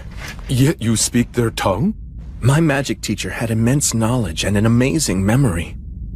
You saw it. Oh. That is the power of the ancient dragon that even the demons fear. If he awakens and tries to bring about another uprising, then you will have no choice but to defeat him. But you won't be enough. I should have people sacrifice themselves?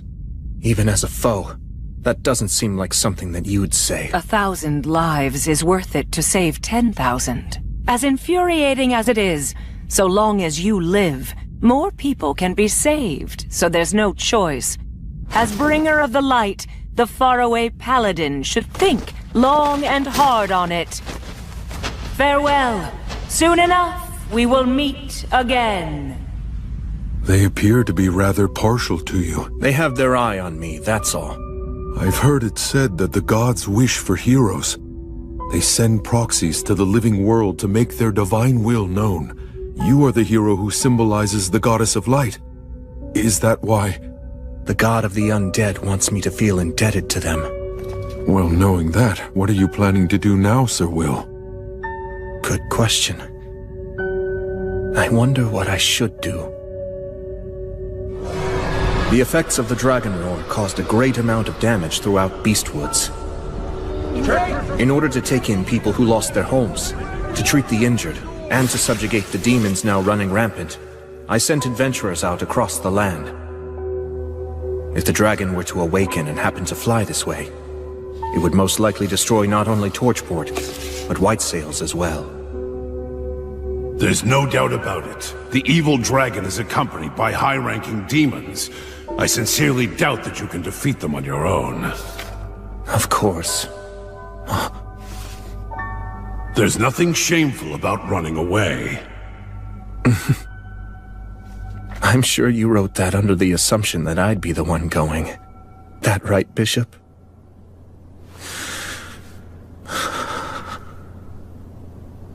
Goddess, if you would only tell me that there's a way for me to win. Or if you told me to fight even if I couldn't win. If you ordered me to prove my righteousness, I'm sure that back when I couldn't move forward, when I was mired in frustration, when time was just passing me by as I sat idle, I was reborn, raised with love, respected and acknowledged, and regarded as the central figure among my peers. I'm coming in. Wrestling with yourself again, huh? Yeah. So that's why you didn't notice. Take a look outside. We've got a bit of trouble. Huh? That's where we're wasting time. Paladin wants to know. Tell us what you plan to do, Paladin! Are you going to attempt to slay the dragon?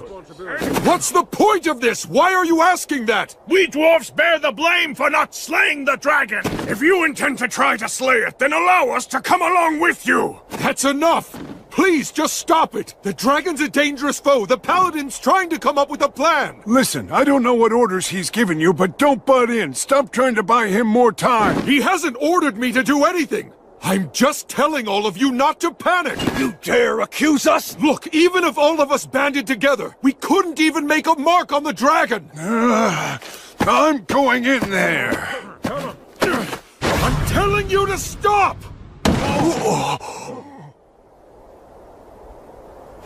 Face it. At this point, all of you are even too old to defeat me! I just don't want to see any of you die in vain! Young master, Grendir. you have truly grown into a fine young man. Although, that very achievement is also the exact reason why all of us wish to die. We had wanted to fight by our king's side, and were ready to die with him. But we were denied that. We forsook our pride. Since then, we've wandered miserable for a terrible 200 years. It seemed that we had done more than enough suffering. That is what we believed, and yet now, after all that time, we've learned that that loathsome dragon still lives! What's wrong with our wish? Why shouldn't we long to continue that fight and die as we should? Just let me through! I'll ask the paladin what he intends! No, you won't! You hear me, Grendir?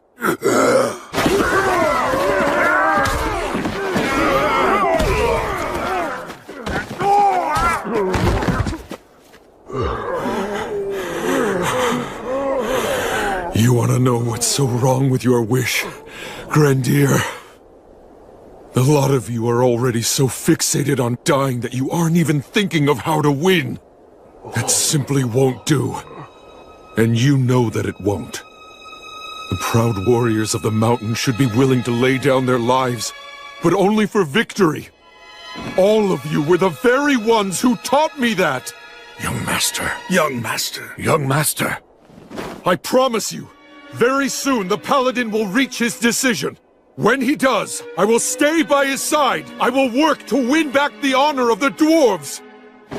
I swear on the name of Arvanger, the last king of the Iron Country, as his grandson, I, Vindolfur, swear, I'll take back the mountains that belong to my ancestors! He's pretty valiant, wouldn't you say? Yeah. He can't afford to lose. No, he can't. You usually don't weigh the pros and cons, or even consider whether or not you can actually win before you go into a battle. So don't you start doing it now.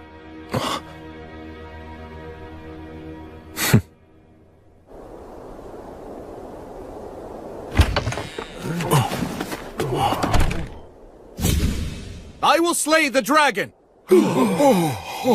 I've made up my mind, that's what I'll do. Rue, Vindolfur, I commend your vow to reclaim your ancestors' mountains. Will you come with me? I had hoped you'd ask me that. I had faith that you would. With pleasure. Are you sure you want to say yes so quickly? There you go asking that, when I know you have every intention of following him yourself. Hey, guess you've grown a spine. But we're up against a dragon. Numbers aren't going to help. And we can't spare many of the city's defenses, so it's only you and me, and Will. We'll also need a guide who knew the mountains 200 years ago. I will. No! I will go. This is no job for one who wants to die. Besides, you have a standing commitment to keep our people united. I shall act as your guide. Thank you, Gelreese. I appreciate it. Count me in too. Rastov! I came over here to see just what this big crowd was all about. It seems you're as sharp as ever. So that makes us 5 men picking a fight with demons and an evil dragon. Do we stand any chance? I doubt it. There isn't a surefire method for killing a dragon. We're at a disadvantage. Are you still willing to come along with me? Yes! That is right where glory and honor lie. That's what a warrior's true worth is. I'm already used to having to go along with your crazy ideas. Then let's go slay a dragon and take back the mountains!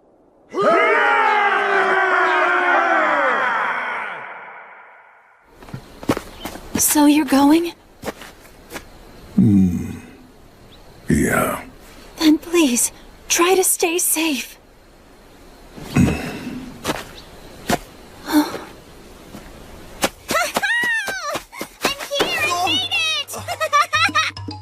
B! You're going to slay a dragon, right? Yeah. Well, then I get to write a song about it just like I promised I would, right? Yes, of course. Woohoo! I get to write a new dragon slaying saga! It's a troubadour's dream! First, I'll spread a prequel song around. That'll help, right, Will? Yes, absolutely. Thank you. But don't give me a sad ending, you hear? I'll try my best not to, believe me. Yeah, make sure you do. Nobody likes tragic twists anymore.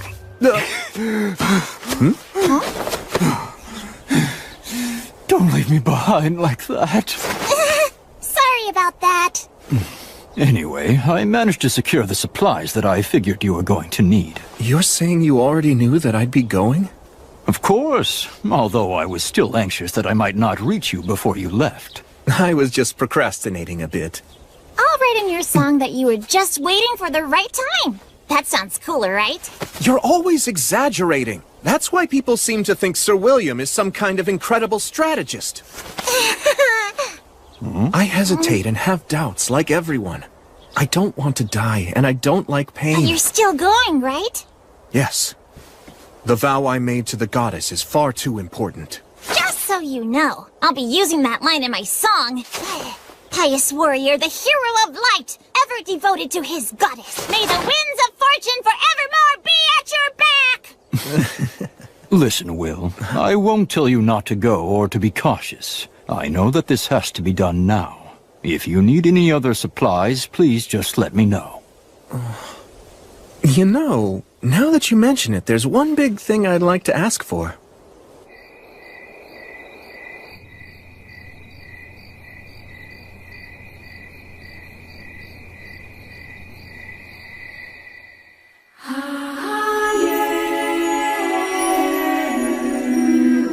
So, you're going?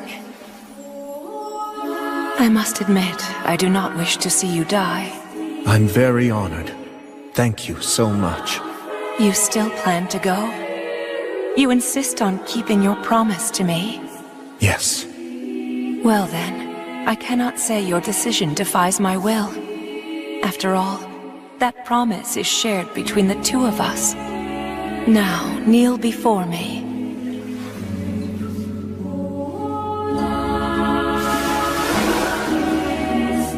William, I command you. Do not be afraid.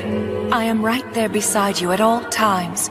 Always remember that I am your goddess, and as such I will strengthen you, render aid unto you, and protect you. Go, as my knight, go slay the dragon, and fulfill your promise.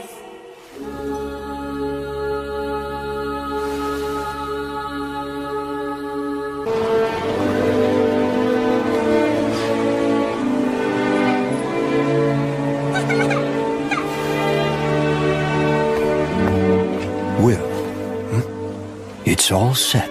I've made all the arrangements you asked for. I appreciate your help. Well then, you take care now. Right. I wish you well, young master. Our spirits are with you on your journey. Right, thanks.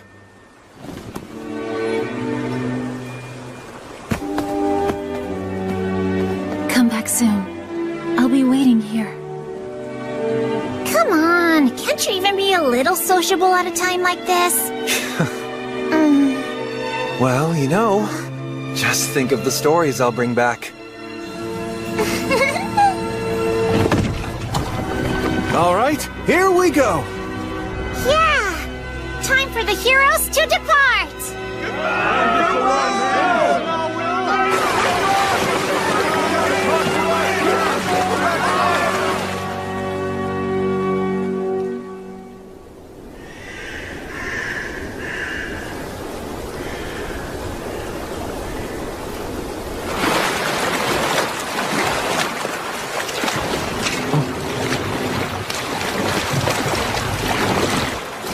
We'll disembark here.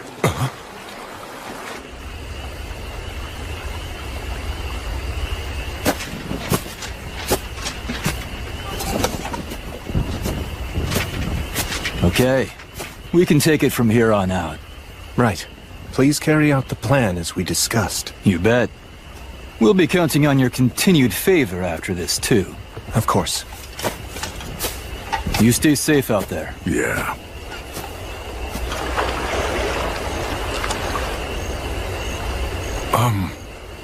Who were they? Also, what's the reason for us getting off the boat here? Should we not have gone at least a little farther? We've had a great start to our voyage downriver so far, but the demons will be on the move too. Marcus and his group will act as our body doubles to confuse them. Meanwhile, we'll head upriver. When did you arrange all this? I had Tonio put everything together for us. Marcus and his group also helped. So that's what you were up to. I checked with the dwarves too. Once we enter the tributary upriver, we'll be able to reach the mountains from the other side. So while the demons are lying in wait at the front door, we'll kick down the back door and move in. Sylphs, oh Sylphs, please hear me. Put the wind at our backs. Send us on our way.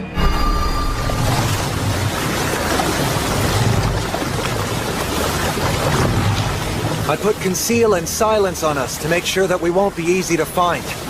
Moving at this speed, we should be there by morning.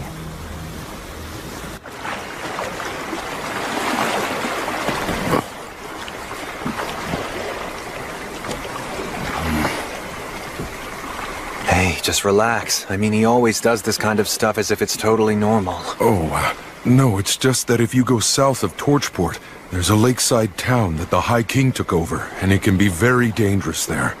I've heard that even veteran adventurers are helpless amid the swirling mists of magic. The suggestion that we casually break through that is incredible. It's remarkably courageous.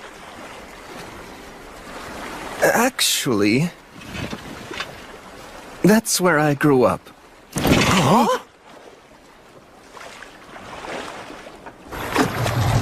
The three heroes still lived there? And they were among the ranks of the undead? Come on. The god of the undead stuff's real? Ugh, give me a break. I mean, I don't think we'll be attacked or anything. Some friend. Damn it, I can't believe that you never told me. I'm sorry. Oh, that's right. You did cry when you heard that song about the three heroes. I didn't cry.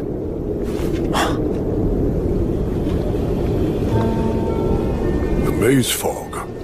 That's what this is, right? Yes.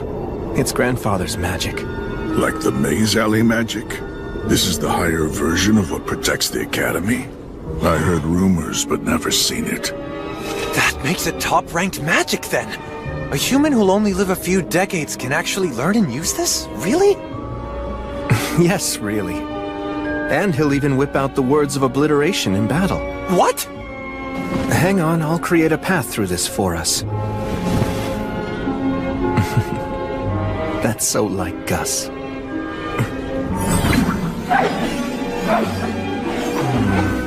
This word goes here, and knowing Gus, this will be set up here. And this right here is a trap.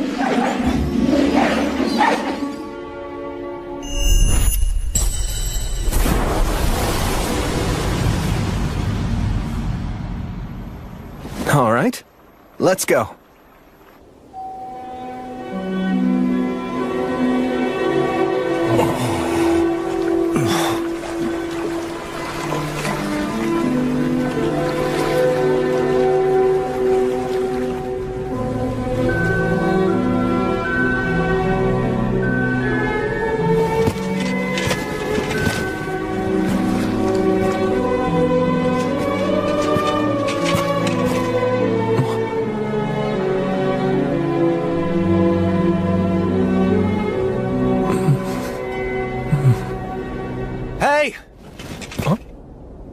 Go on ahead. Thanks so much.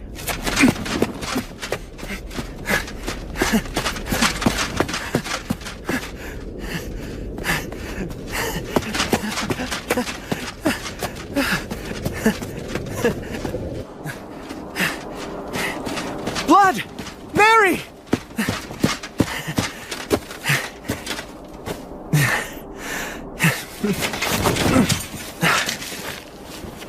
I've come home. And I brought my friends and companions. I'll be back later, okay?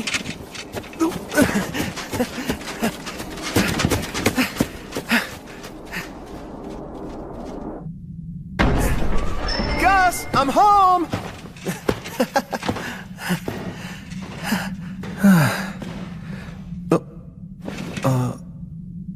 Gus?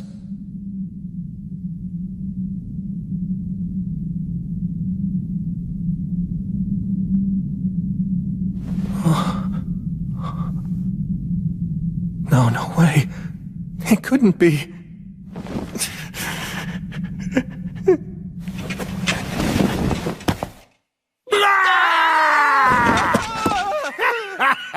Carelessness is the greatest enemy.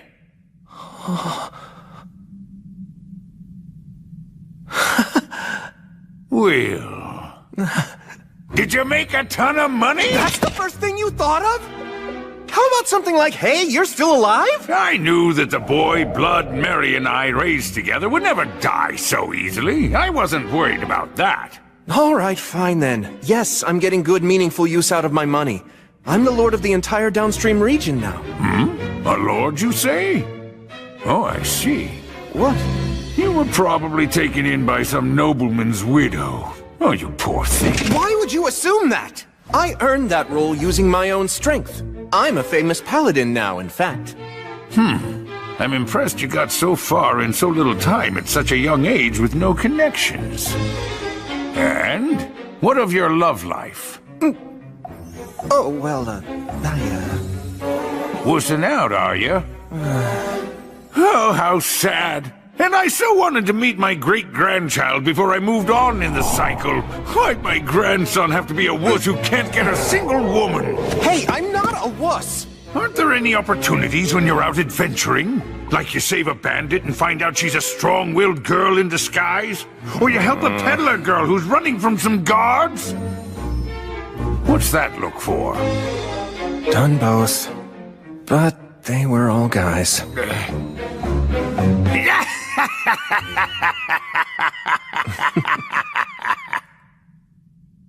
You know, I'm so glad you've come back, Will. Welcome home.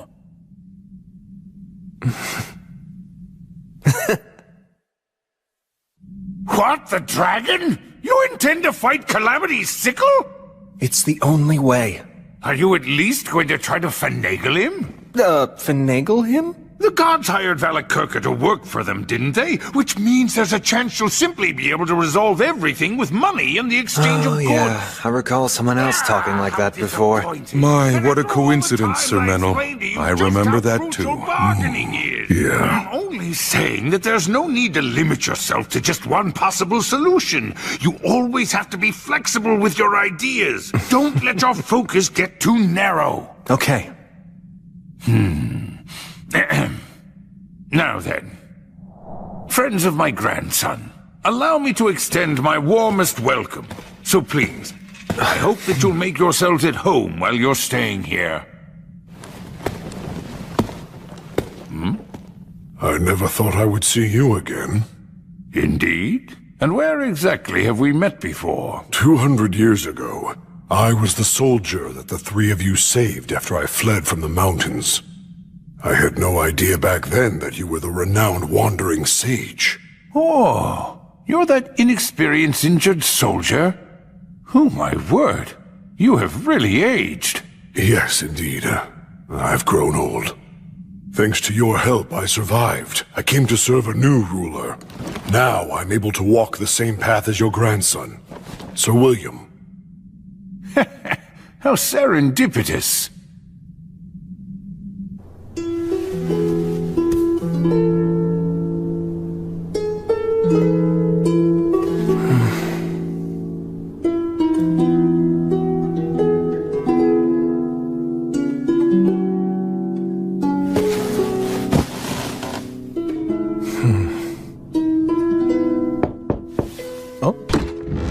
Okay, I'm coming in. Was this your room? Yeah. You know, that Gus guy is really something else. I thought for sure you'd say he's more lowbrow than you expected. I mean, he is, but it's more like... When he showed me the way here, I felt like he could see everything about me. Yeah, amazing, huh? I'm proud to call him my grandpa. That's cool. Also, huh? He asked me, "Oh, are you the bandit girl?" What did he mean by that?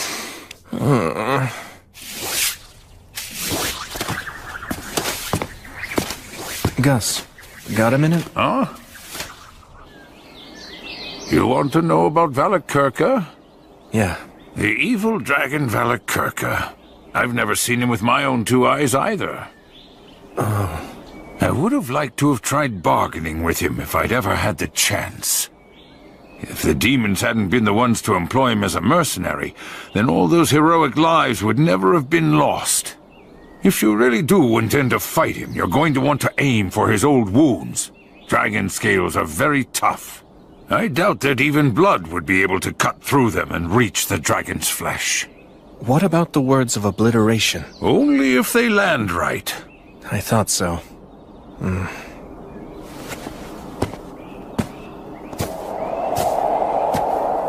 Do you know the reason why the true dragons of old could fly so rapidly, even though they were of such enormous size? Because words are able to race quickly through the air. Exactly. The dragons of old reside within myths. As such, they are far closer to the words than those of us who live today are. Which means if it comes down to a battle of magic, you'll lose. He has the advantage in magic, huh? His constitution, along with the physical strength and hardiness it provides him, are no joke. You're disadvantaged in close combat, too. To phrase it like blood might, he has got you beat in muscle. The typical strategy used to beat a dragon is an ambush. However, Valakirka is likely using the demons as an early warning system. I'm really starting to see why the god of the undead tried to stop me. Stagnate did, huh? Did a herald come to you? Yeah, in the form of a crow. Huh. Sounds like you've got an admirer. I hate to agree, but... Stagnate thinks the way all gods think. You can't keep up, and talk about being overly friendly for a god, and impertinent to boot. Although, I have to admit that I am still somewhat grateful. Stagnate gave me the chance to live as one of the undead and keep raising you, and allowed Blood and Mary to die happy as well.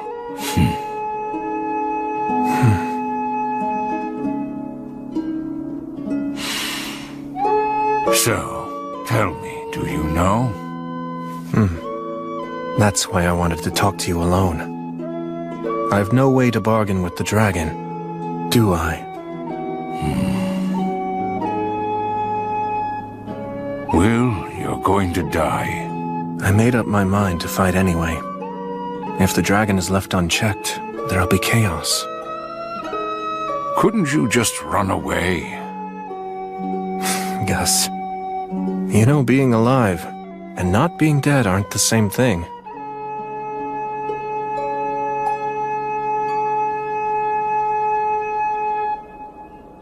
Well, I guess there's nothing more I can say. Oh, yeah. There's something I've been wanting to ask. I heard the story of how the three of you killed the wyvern. Oh? Well, there was a boy and a half-elf girl that you lent some money to. Remember? Oh, that brings back memories. Of course I remember that. They were promoted and became nobility. The old half-elf lady is still waiting for you to this day. Mind if I collect the debt she owes in your place? Oh, well... Getting one's money is important after all. You can't do that if you're dead. And when you borrow something, you have to make sure to return it.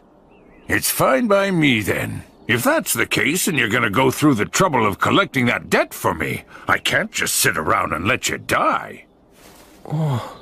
The equipment used by the compatriots who battled the High King is still kept here in the city. Why not refurbish it for your own use? For you and your companions?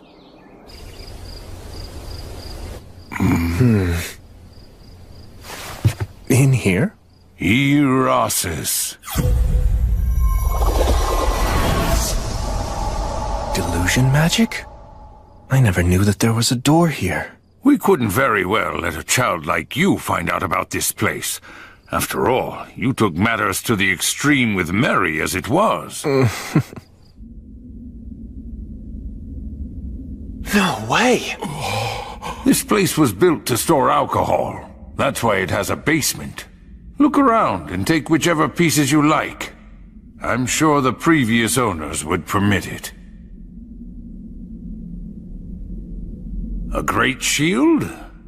Yeah, to protect against the dragon's breath. This armory's well kept. Was blood responsible for that?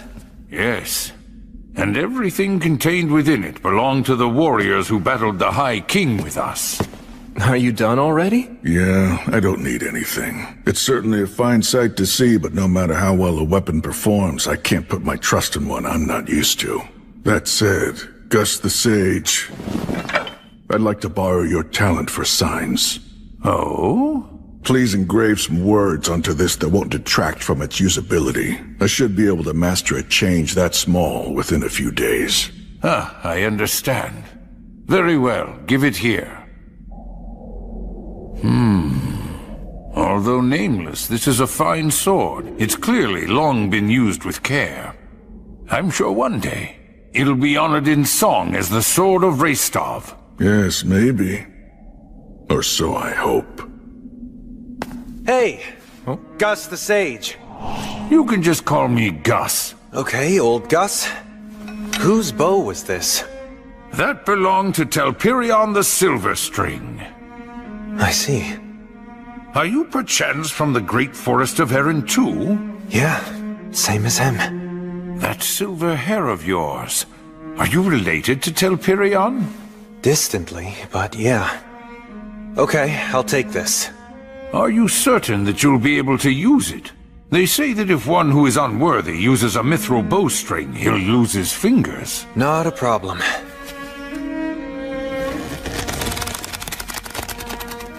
See?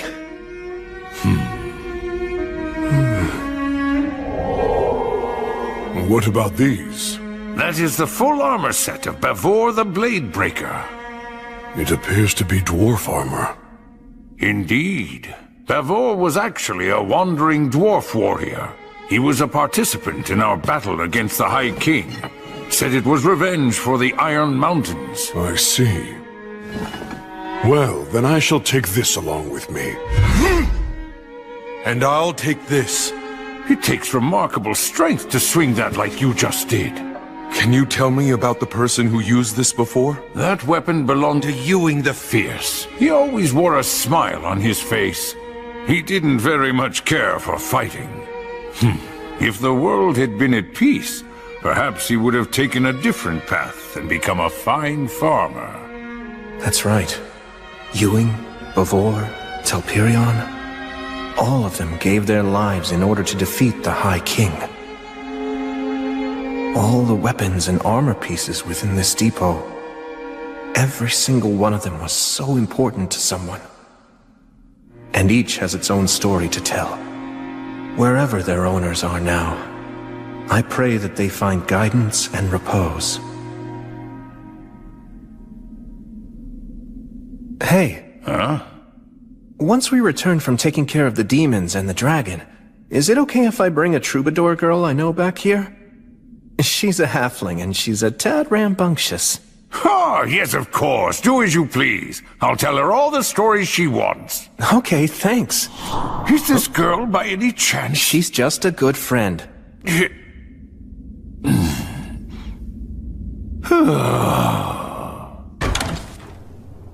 All right. Let's finish this before the others come back with the food. You could have just let me take care of all this myself. It'll go faster if we work together. Besides, you're royalty, aren't you? Well, only a name. Honestly, I've often wondered why I couldn't have been born to another family who ran something simple like a workshop. Although if you'd been born to a family like that, you'd probably say to yourself, Maybe I'm actually a prince descended from the royalty of some fallen nation, and it's my duty and destiny to rebuild my kingdom. I wish I could tell that version of myself that trying to rebuild a kingdom isn't as great as it sounds. Even so, you'll still do it, right? Yes, I will. In truth, all of my people long for their homeland. If putting my life on the line will inspire them, I'm happy to do it. I think that would be truly wonderful. But I feel like I've dragged you into my own problems. You haven't. I always knew that I'd have to fight too. If I abandoned this place now, I'd never be able to face my parents or Gus again. Besides, I want to do something I'm proud of. When I return to the Goddess of Light's side one day, I want to be able to tell her I lived my life the best I could, and show off a little, you know? So I won't run. I'll fight the dragon. It's because of you that I made that decision. So thank you. I ought to be the one who's thanking you. I swear on your father's dagger, no matter how this may end, I won't regret anything. I'm counting on you, and I trust in you. All right. You guys!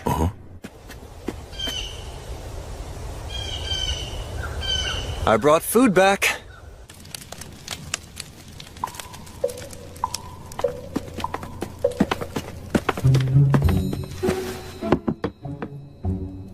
Hey, it's fine you didn't catch fish. Just a fluke, yeah. Well, great warriors aren't always great fishermen. It was a fluke. Got it. Right. Actually, how'd you take down this deer? Oh, I concealed my presence and just kinda walked into it. Then, I fired by pure reflex, and it was almost as if its heart just drew the arrow right toward it. You have the blessing of the god of spirits. He merely got lucky, that's all. And luck simply wasn't on our side. You know, you'll feel a lot better if you just admit that you suck at fishing. It was a fluke. That's right. You two just don't know when to give up. No, that's enough. Leave them be. Restov never changes.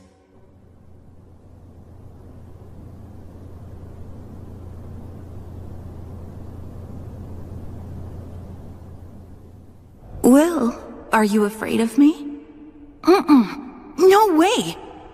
Of course not. Listen close. Humans have flesh that feels warm to the touch, and they breathe air in and out. You should get used to how humans look. I'm sure that one day you're going to make other friends, and they probably aren't going to look like the three of us do. It'll be fine, really. I'm not afraid of you at all, Mary. I won't be afraid of other people I meet either. I'm so glad. My mind's at ease now. Will, there very well may come a day when you'll feel regretful. Huh? Valor is the strength to destroy injustice, but at the same time, it is a curse. A curse? Because you know you're strong, there are times when you can't give up, even if it means your own death. I'm only teaching you to fight because it's something I want to do. I'll understand if you hate me for it. Hate you? There's no way! Blood, I can never hate you!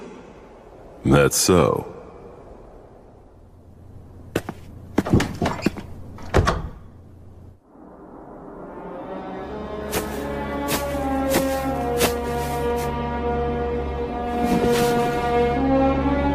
I've come home. Mary, I actually made some friends. And it's all thanks to you, Blood, that I made it this far. It's tough not having you two around, but I'm managing. Because I remember the last things you both said to me. And that's what helps me see these things through. I have to leave now. Oh, Gus. So you're leaving then? In the morning. Valakirka is an absolute warmonger through and through. He can only survive amid the chaos of war. It's unlikely that you can avoid a fight. And besides, the only one who's even capable of posing a threat to him right now is you. Not true. The fact is, I'm not strong enough. At this point, a dragon could easily defeat me without using its full power. Chances are that you're going to die. Both you and your friends. And even if you somehow manage to survive, that doesn't mean someone else won't die. It seems this place is your last stop. You could run away.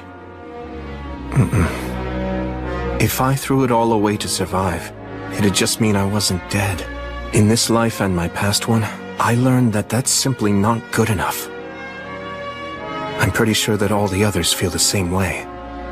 Al, Menel, Raistov, and Gelreese, they've all come prepared. Maybe even more so than me.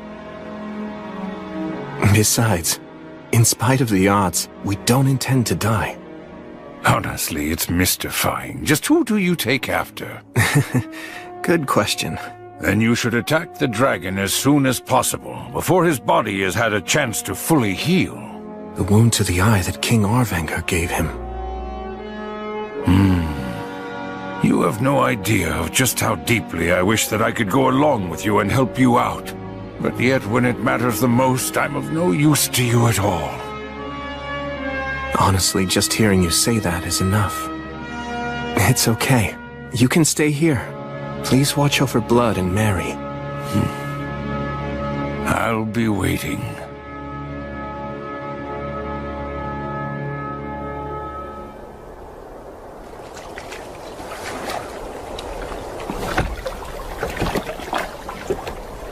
Let's go.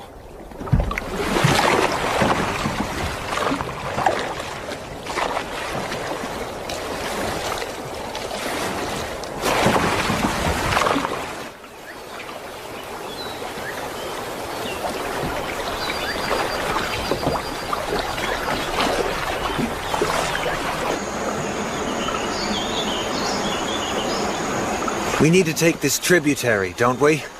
So the map says. Any changes in the terrain and we turn back. All right. Sylphs, oh sylphs, please hear me. Put the wind at our backs and send us on our way.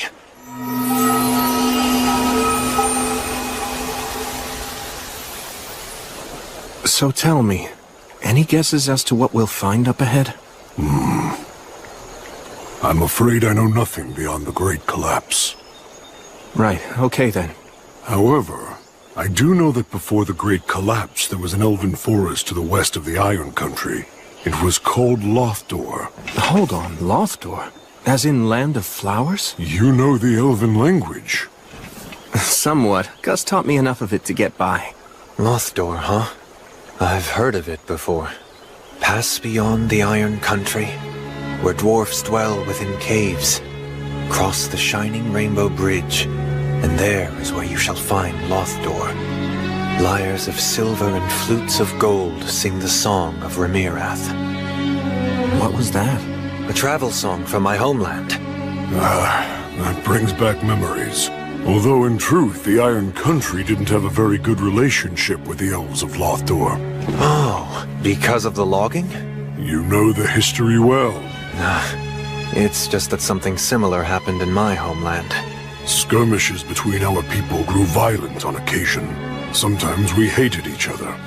Regardless of that, they still remained our neighbors. They excelled at song and the spirit arts. Yet they were also a proud and ill-tempered people. Despite our differences, we had a certain respect for them. And in their own way, they had respect for us too. And during the Great Collapse? I only know they withdrew into the forest and kept resisting. They absolutely would not give up no matter what. Perhaps they managed to survive. Elves live long lives after all. And maybe...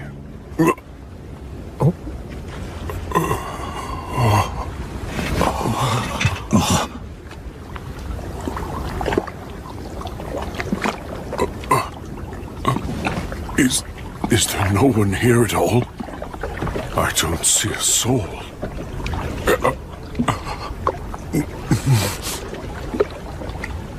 Incredible. Looks like in 200 years, the flow of the river has changed.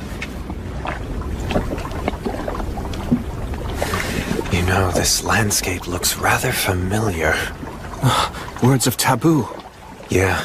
If the elves really did sequester themselves in the forest, then there wouldn't be anything that anyone could do to discover them.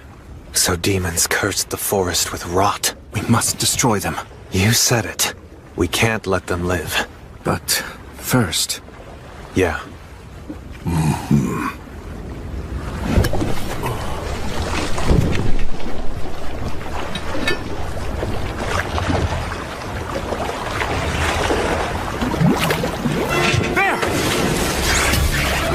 It's a server! Stop blocking! More are coming!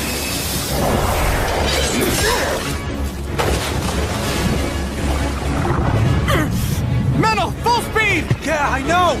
Sylphs, oh Sylphs, please hear me! Put the wind at our backs and send us on our way! Damn it! The response is too slow! Keep up the incantation! Raystov and Kelreese, take the port side! Al, you back up Metal! We're in a real pinch here. It's risky, but... Fast start! Well!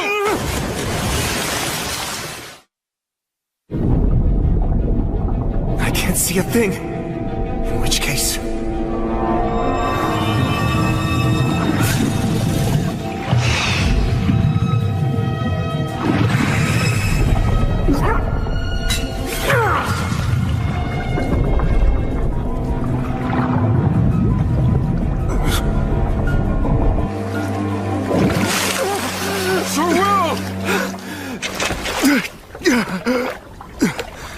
You all right?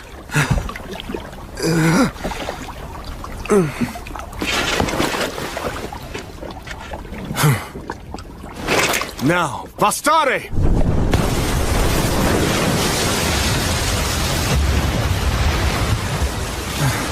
It's done. Man, you are merciless. I have to be. Manel, let's go. But move carefully. Yeah. I saw that the water turned clear all of a sudden back there. That was a prayer of cleansing. Isn't a prayer of cleansing only strong enough for the amount of water in a bottle or a small pond? That's Will for you. He's all in. Of course. He seems so calm, right? But he uses some straight-up barbarian tactics to brute force things. I'm used to it by now. That's just mean. The river has swallowed up the whole forest. The change in the terrain here is a real problem. Kelreese, do you see anything that looks familiar to you? Afraid not. Not in all this mess. Oh, hey, what about that?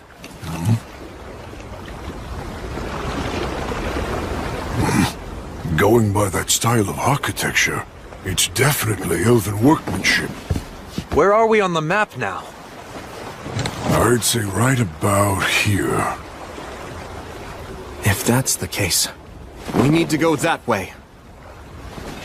Unfortunately, the Fae around here are weakened. I can't call on them. Although maybe if I could use my Lord of the Forest powers. No. We probably shouldn't try to clean this up anymore. If we do, we might catch the demon's attention. Well? Then let's row.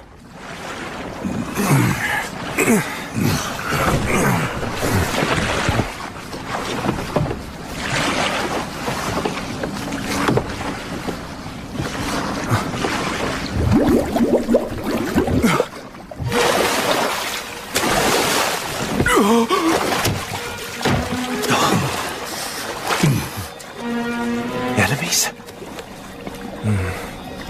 They're simply in great pain, that's all.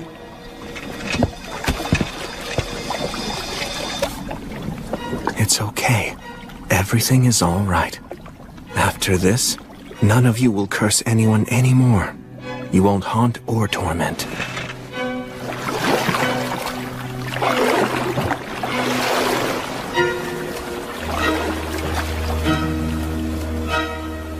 I'll take care of things from here on. All of you can rest now. Hear me, Gracefield, goddess of light. Grant them peace and guidance.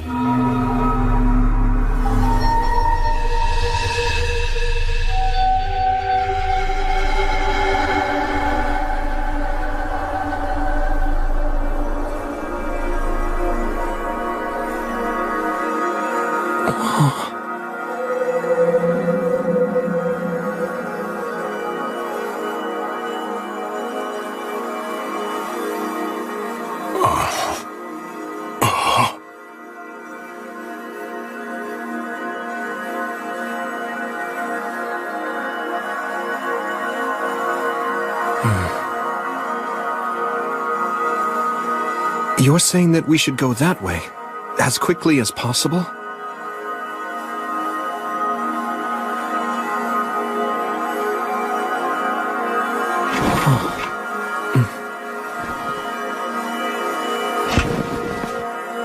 Then please, grant us the blessing of your light.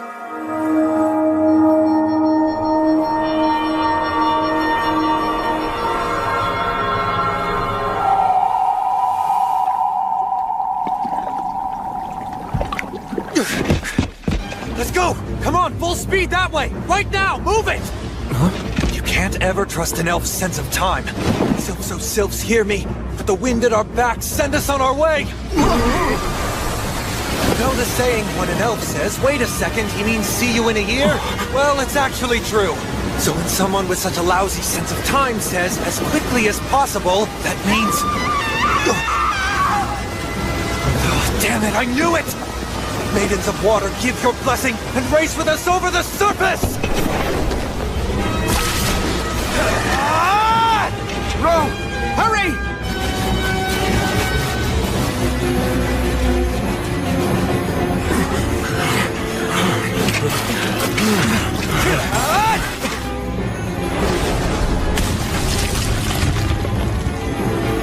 Menel! Is she okay? She's not dead!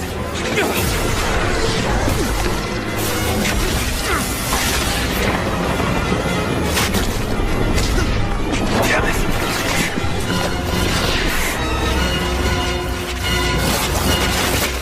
Brace yourselves, it's coming!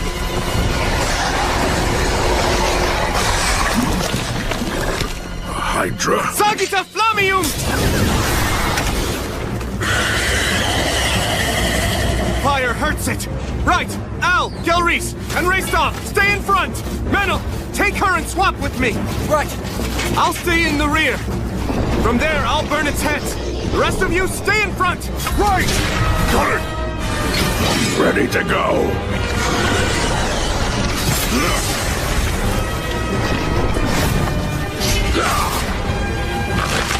Sagita Flamium! Go now, young master!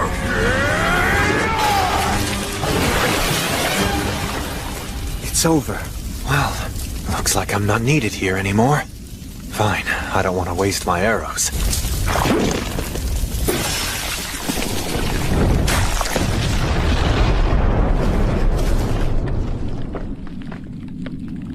We get it? Stay sharp! A Hydra's poison can't be neutralized by everyday means. It'd take a miracle. A monster like this can still do damage even after all its heads have been cut off. You don't want to suddenly find yourself hurt fighting its death throes. Will! Help her out. She's been bitten. Hang in there. I'll heal you right away. You can't. Hydra. Poison deadly. This is bad. The prayer of healing won't work if she refuses it. Just stop talking! No. Up north. My people's... village. Enough, my brethren. Come on, let him help you. Just stop. Breath. Run. He's no ordinary priest. You can be saved, fellow forest dweller. So please, accept his miracle. Now pray!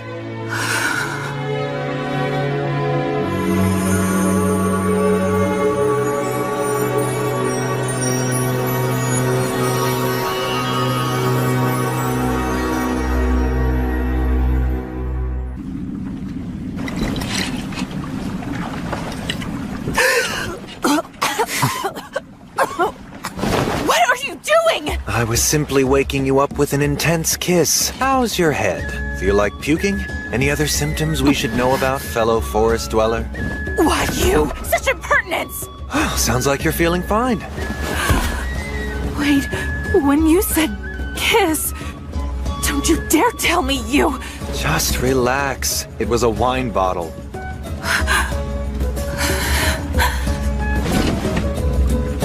Erenra rumen komen tiarmo. Sorry for startling you. I wasn't taught a lot of manners. I am Menaldor of Isil. And I am called Dinalind of Remirath. I was named after the swift-winged eagle who appears beneath the silver moon. May our fateful meeting be singularly blessed. You are clearly a young lady who embodies the enchanting silence of the shining stars. So you can speak with propriety. Frankly speaking, elf etiquette really isn't my thing, and I think we should leave it at that. My deepest apologies. May I assume that you are the leader of this group? It's a pleasure to meet you. My name is Dinalind. And I am William G. Merryblood. You saved my life earlier. From the bottom of my heart, you have my most profound thanks. Slay the dragon? Just you five? Seriously? You think we'd come this far into the middle of nowhere for nothing? I could believe that you'd do so, perhaps. But I'm sure that William wouldn't. He seems quite honest and sincere. I realize it's crazy. But even so, we still have to do it. I see. You are very brave. Why were you taking on a Hydra in a place like that anyway? It's somewhat of a long story, I'm afraid. We should eat first before hearing it then. You can't trust what an elf really means by somewhat.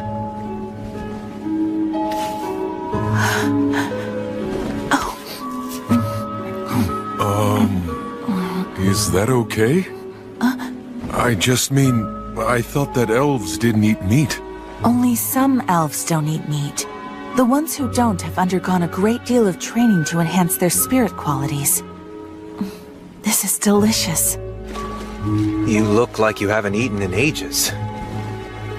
Do you really not know what I was doing in that place? Don't you have even some small inkling? It's a proud elf's duty. They cannot abandon the weak. Isn't that right? Yes. They keep their numbers low that way. Even when there's not enough food, and not everyone can eat, elves would never dream of casting the sick or elderly aside. The young, healthy ones who can fight end up voluntarily leaving their own communities instead. That's exactly right. To banish those who are weak would be unthinkable. You're truly an elf through and through. What's that mean? You're mocking me? It's a compliment. Good grief. Elves never change, I see. So, Dinalind, do you think you could please help guide us to your village? If you're able to show us the way to get to the mountains, we'll help you in any way we can. You can call me Dine.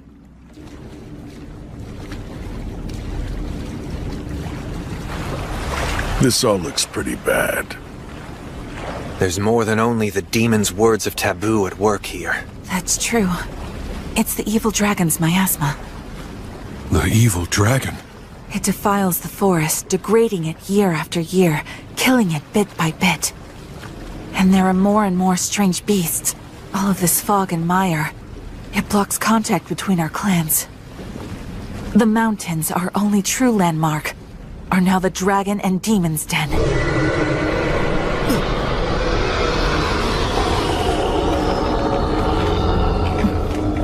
That sums it all up.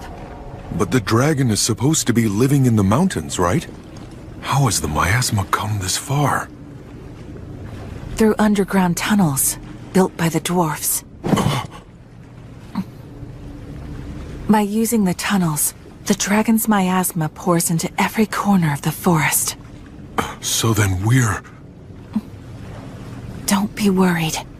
Your people aren't to blame.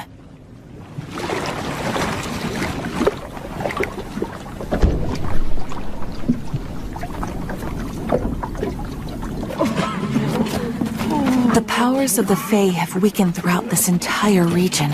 Because of that, the water, air, and food here have all been poisoned. Lothdor. The days when it was a beautiful land of flowers are long gone. So now, at best, it's the land of the half-dead. As a result, we never imagined heroes would come from the outside world to try to slay the dragon. Yet you came. Welcome to Lothdor. I warmly welcome you, you brave heroes. Please, allow me to heal those of you who are critically ill. Can we grant access to human strangers who've appeared out of nowhere? Can we really allow them to see our compatriots in their current weakened state? But these people... This offer has come from a warrior with most impressive weapons.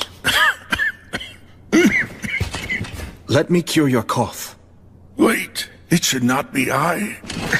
O Goddess of Light, hear me, Gracefeel.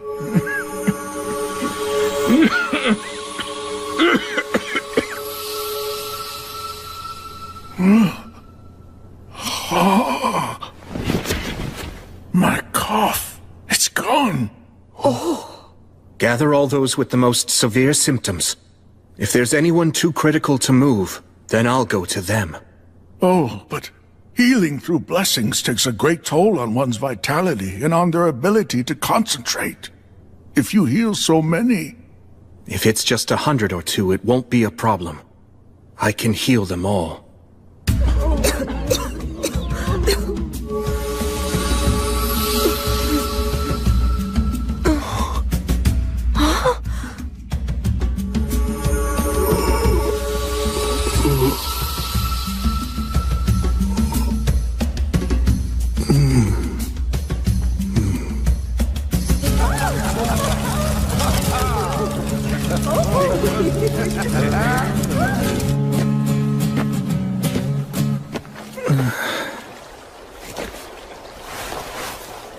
Goddess of Light.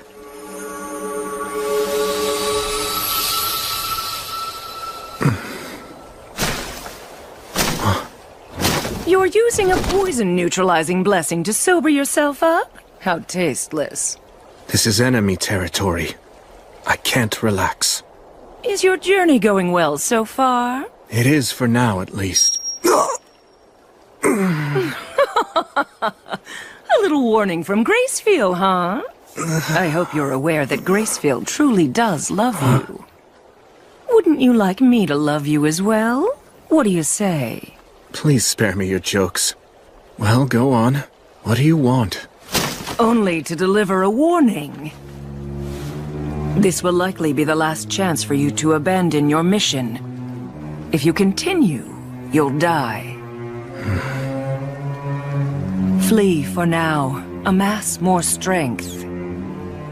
If I do that, Al and his people will die. Yes, the dwarfs will die. But when the dragon eventually fully heals, many thousands will die. Both humans and elves alike will fall. But although the evil dragon will inflict much damage, that harm will also bring more followers to you and your goddess, Gracefeel. Many brave and skilled warriors from all across the land will rise up in order to slay the dragon. Among them will surely be disciples of the virtuous gods, and you will lead them. Gracefeel will have regained her power, and you'll earn her blessing. And after that, you'll be able to reach the evil dragon's throat with your blade. Of course, while I loathe to even suggest such a thing, it would be best to permit some sacrifices. It wouldn't be cowardly. It would be an act of bravery.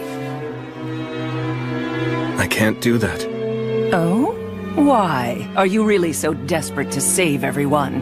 If you die now, tens of thousands of beings will die in the future. But if you flee, only several thousand will be sacrificed now. By staying, you will endanger 10 or even 100 times as many lives, and it might be quite a long time before another warrior comparable to you shows up. I understand what you're saying. So then? I know, but the moment I accept your proposal, my promise and my faith will both be broken. I'm sure you know that, which is why you've made such a sound argument.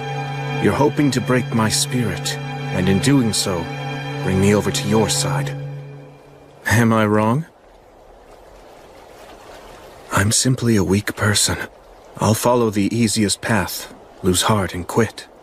I know I'm only human, and just like all humans, I have a fickle heart. But the goddess taught me something important, that I can still start over. I've met family and friends that I cherish. I found things that I need to do, and things that I want to do. And that's why I'm going to see them through. Until the moment I meet my death, I'll continue to serve as her hand and her sword. I swear it on the light of Gracefield. Rats. Seems I've failed to persuade you yet again. You're correct, you know. I realize that your soul isn't very strong. If you give up, you'll lose heart and fall. That's all your soul is worth. But despite that, you've turned my expectations on their head. You took me on and managed to defeat me. It may sound absurd, but that is why I consider you a hero. Quite a paradox. I never set out with the intention of being a hero. You acknowledge your own weakness, make it your reason not to quit. And so, even death can't deter you from what you believe in. And that's precisely what heroes do. I'm going to say it yet another time. Come over to my side and become mine, Paladin. Serve as my right hand. Together, the two of us will slay the dragon. We'll take down all heroes everywhere, destroy all the gods, and conquer this entire world. The both of us, you and I. Respectfully, I must decline. Besides, I'm aware that you don't like to see heroes fall from grace. I won't be swayed by your invitation, Stagnate. I'll continue to be your enemy. Because I respect you. Still, what a shame. You're going to die. The dragon will rip you apart. Very well then, my foolish, clever enemy. Farewell. Come on, just let me go already. I can't! I told you that I can't let you go! I see it's true that the elves of Isel have no principles! Like a let's keep it all a secret Remirath elf can talk? Oh, just a lover squabble. Wait a minute. What exactly did you just say? Listen, we have no time to waste on something like love affairs. I guess that is true. Not at a time like this. Even I have that much of a clue. But another time? Then I'd say sure. I mean, she is pretty. Look, so what if I drop a slick compliment or two whenever I see her? That's just good manners. I guess I just don't get it. You really are just Ectokaku Niragamose! Is that so? Well, I'd say that you're an Onomaknak. Excuse me? The Lord of the Forest here. That's right. I should be able to heal him at least some. Oh, right. With the new abilities you have. No, absolutely not! Okay, look. You know, Menel really can be trusted. I do put trust in what you two have to say. There's no telling just how many elves you saved last night, and for that I am grateful to you. Then why do you say no? Where the Lord of the Forest is, it's Demon Beast territory. To put it plainly, it isn't our land. Okay, then... What, we should just depend on you? You think we have the right to ask you to get involved in yet another battle when you're about to enter a different one? We should beg you to help us because we can't handle it by ourselves? And have you put off what you came here to do? No, I refuse to! I simply won't make such a shameless request of you! You see? That's an elf. Seems the elves truly haven't changed even a bit. So what do you think we should do? Do whatever you want to. All right then. Let's get started. Do you even know where the Lord is? He's pretty weak, but I can sense him. Please, Gelreese. Go round up Al and Raystolf for us. And come armed. Right. Hold on a minute. What are you talking about? A demon beast extermination. But I just told you we aren't— But there's no reason to complain if we do it, right? And just so you know, a few magic beasts aren't anywhere near enough to defeat either me or him. All right, fine then! I'll go call for some of our best talents, and don't you dare leave on your own! The demon beasts who've taken over the Lord of the Forest's throne are insect types. The earwig's defensive abilities are especially troublesome. Oh. That must be one of them! This will make for good training. It's a purple moth!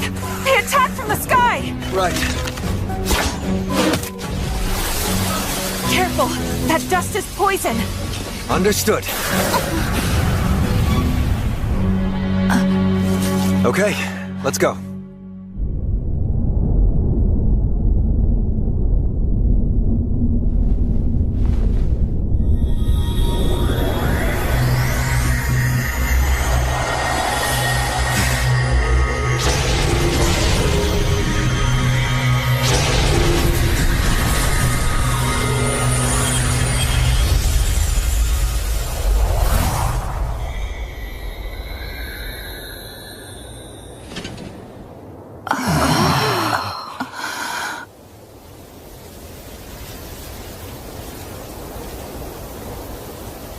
Nicely done there.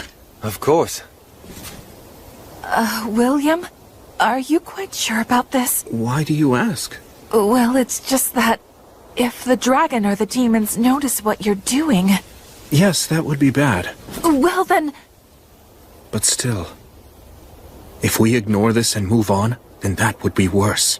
Al, Rastov, Gilreese, I'm sorry for getting you all involved in my problem. You don't need to worry about that. After all, the truth of the matter is, if it weren't for you, then we never would have been able to make it this far. The young master is absolutely right. Agreed. Nothing new there.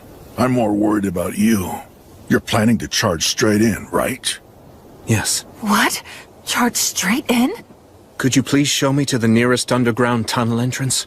One that leads to the Rust Mountains where the dragon is right now. If the enemy is going to find us, better sooner than later. I beg you, please. Very well then. I'll send someone back to inform the villagers. The rest of us will come along. We'll face the dragon with you. We can act as decoys or shields at least. I'm sorry. You're just too weak. We can't afford to take anyone who'll slow us down. After everything that you've done for us, you'll simply march to your death? Yes. How humiliating. Very well. We shall do as you say. But Dinalin, we must go! Yeah, all of this is just too... Would you add another layer to our shame by refusing to acknowledge our weakness? No matter how hard we may fight, right now we're simply too sick and frail. We are weaklings. This way. Follow me. You should have let me handle that. I couldn't. It needed to come from me. The West Gate. Never in my life did I dream that I'd ever come here again. This is it. This is the entrance to the Iron Country. So you're really going to continue on then? Yes. Pulsate et aperiatur vobis. Al, knock on the door. That is the signal. Sir Will. Are you sure I should be the one? You're the only one who has the right to open this door. You're the natural choice. Right.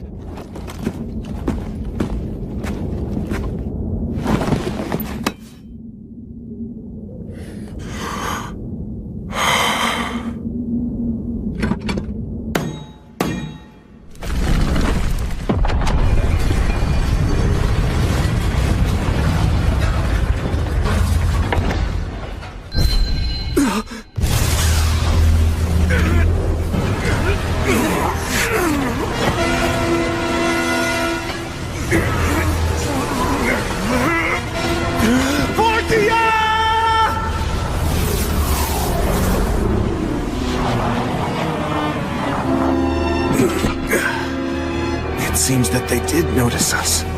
Calamity's sickle. The evil dragon, Valakirka. Damn it.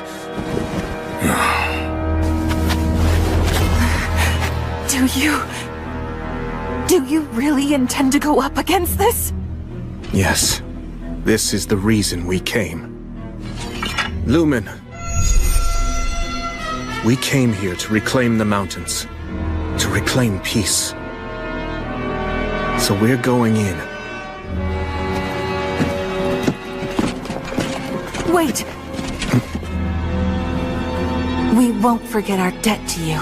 We, the Elves of Lothdor, do hereby swear to our ancestral god Rhea Sylvia. One day, we will return the favor that you've done for us. I shall pray for all of you, that the blessing of the virtuous gods and the spirits of courage will be with you as you go.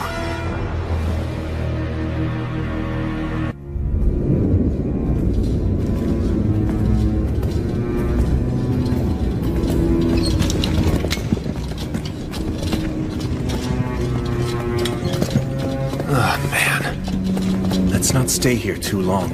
We made the right choice not to use fire. The air down here is stagnant.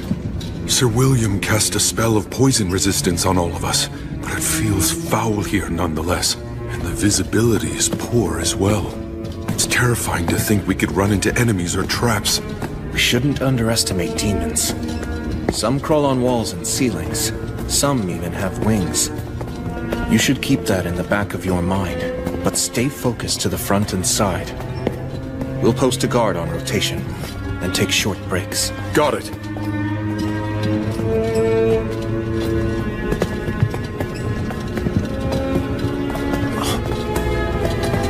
Hold it! A trap. I'll disarm it. Do you know where we are in these tunnels now? We should be close to approaching the Hall of Stone. The tunnels diverge drastically from that point. We're all good now. Come on. Okay.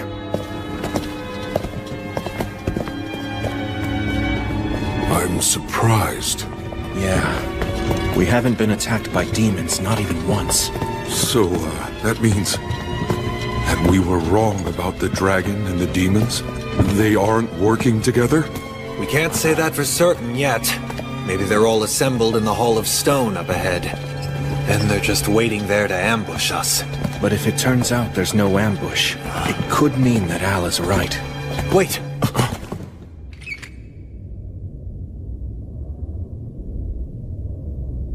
What is it? I heard something. Like the sound of clanking metal. And footsteps as well. Do you think it's an ambush? Don't know. All that I can really say for sure is that something's out there. So, then does that mean this is, Yeah. Gelreese and I will go in first with our shields up to protect everyone. Menel, back us up from the hallway. Al and Raistov, stand by. Watch for a chance to charge.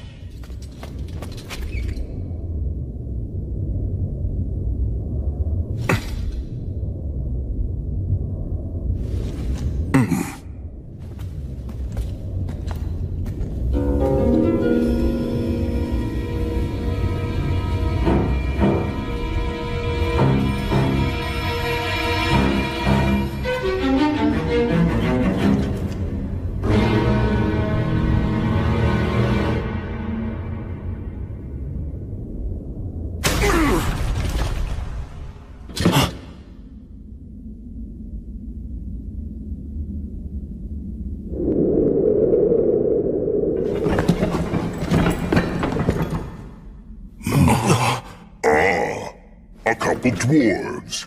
Humans and an elf, too. But I thought that Lothdor had fallen. Did this one escape? Don't worry, brethren. You're safe here.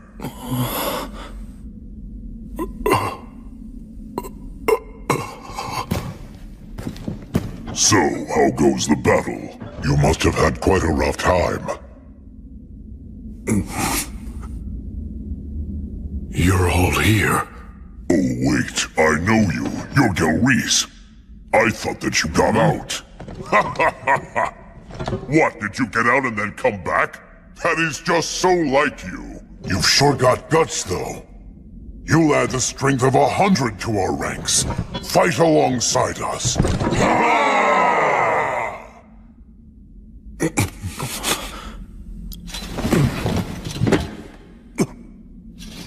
Al, you... I think that I ought to be the one to tell them.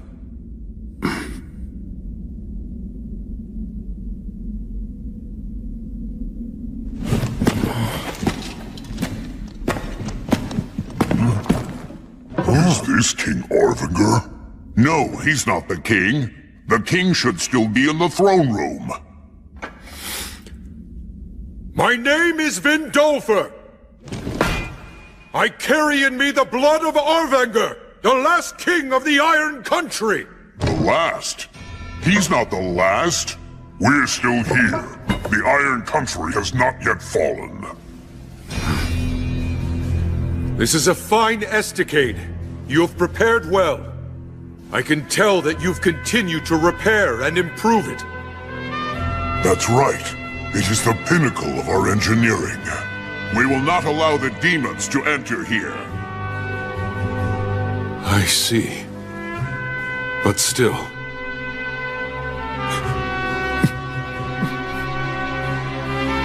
Despite all of this, the Iron Country has fallen! All of the warriors have died, and the great King Arvinger is dead! Lothdor tragically withered away, and the Iron Country is now the Rust Mountains. Demons and a dragon lurk here! No, that simply cannot be. The Iron Country. It cannot fall. You know it's true! Do not avert your eyes from the truth, brave dwarf warriors! It was my grandfather, Arvinger, who struck back at the evil dragon and took one of his eyes!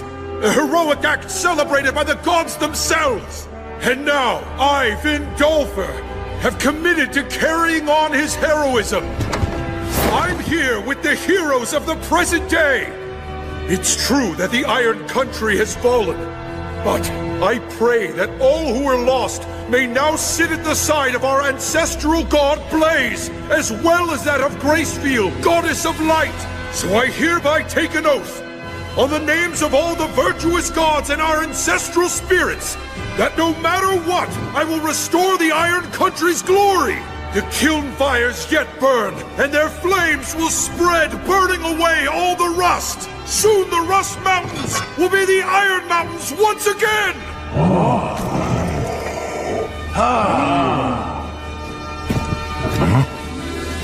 And so, I beg of you, please rest now. You all have done more than enough.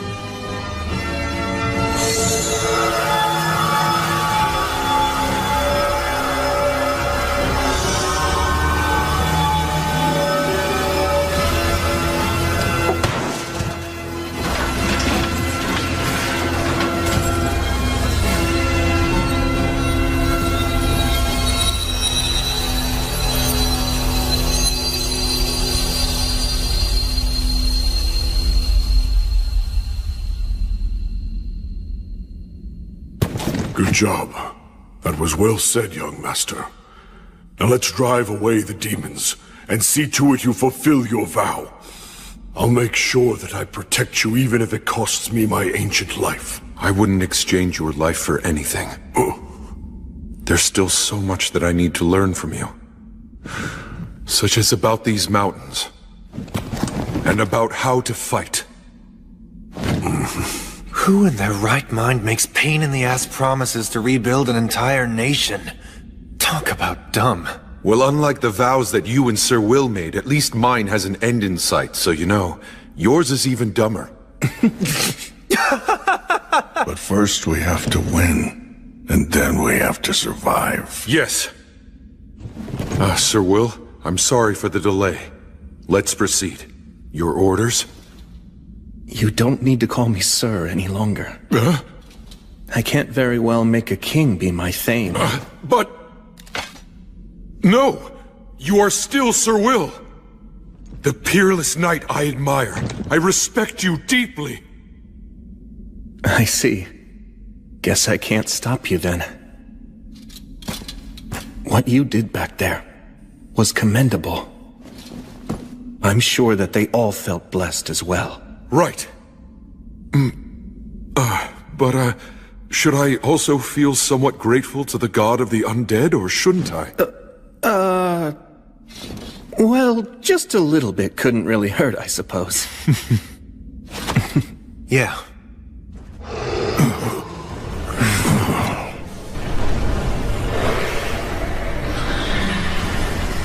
I know this had to be done, but it looks like we've lost too much time.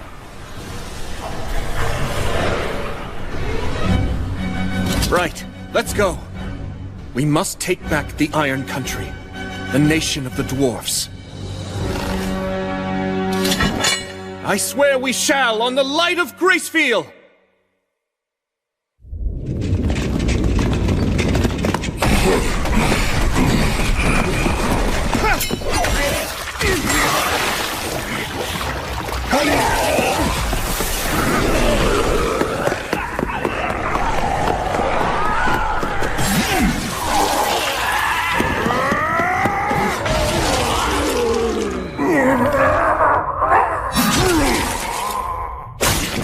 Now take a right at the next junction!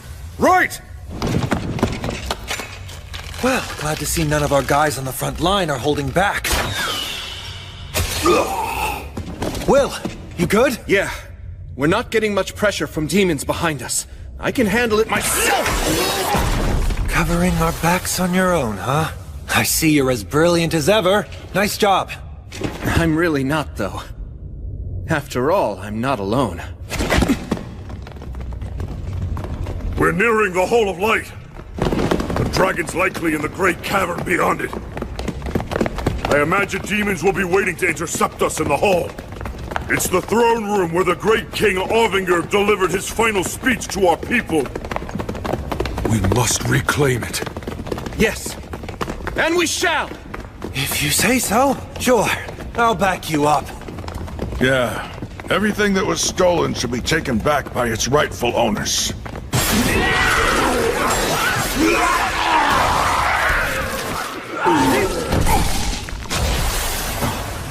Is that...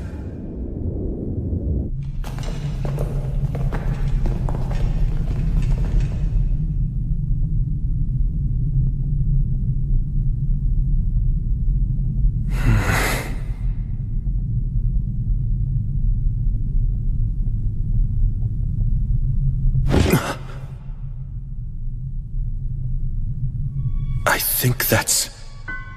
the General. Scarabaeus.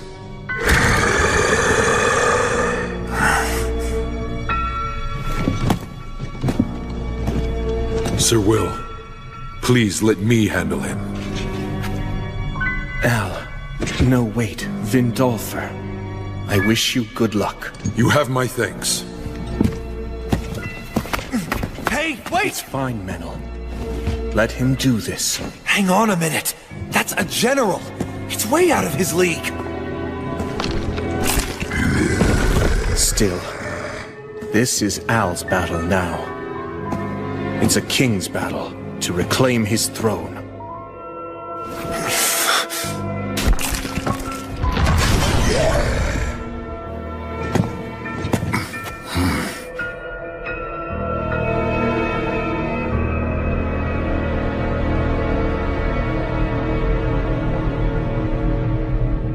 I don't like the look on its face.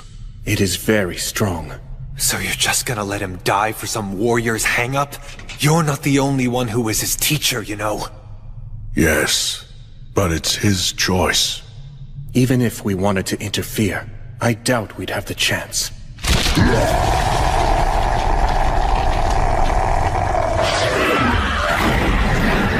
I see what you mean.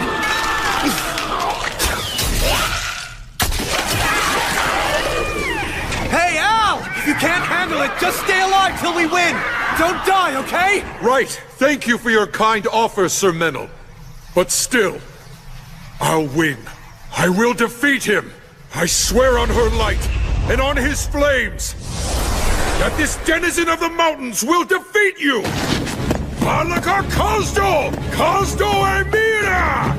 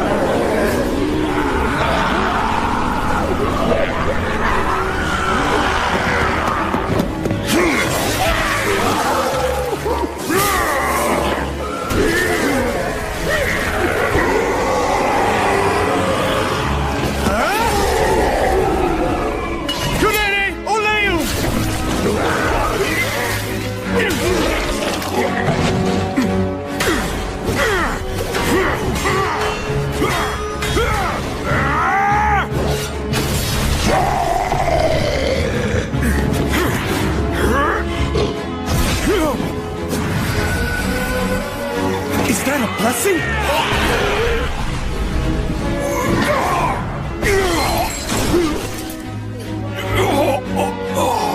I want to use words that erase magic, but... Damn it!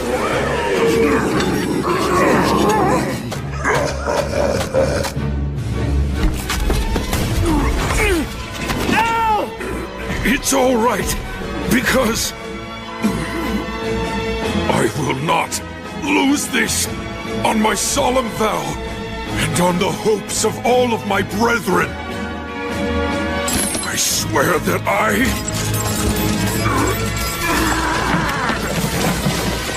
will take back our homeland!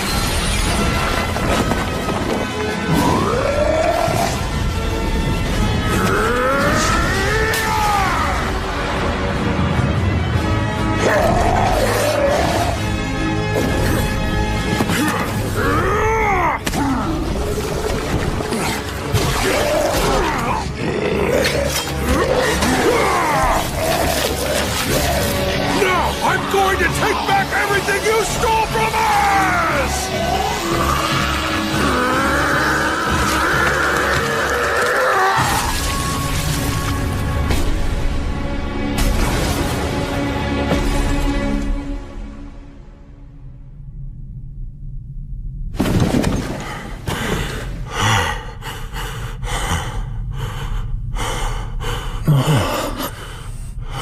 When they go into battle, it's like their souls are on fire.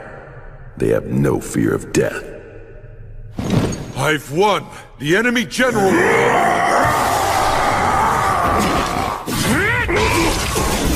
It's not over yet, Al!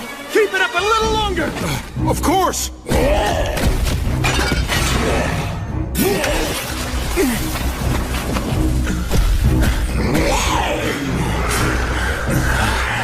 We're nearing our limit. But this is their last commander!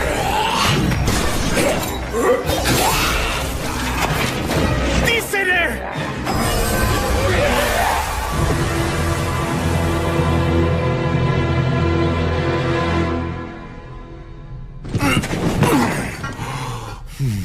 Now, Gilreese, you go stand guard first.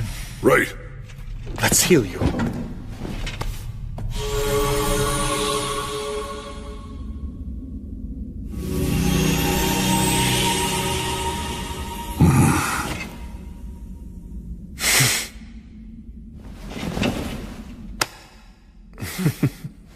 Man, I really thought that we were all dead meat there. The 5 of us charging into the demon's base was definitely a reckless move. Oh, that was well done. You did great, my man. Oh, no. I didn't really...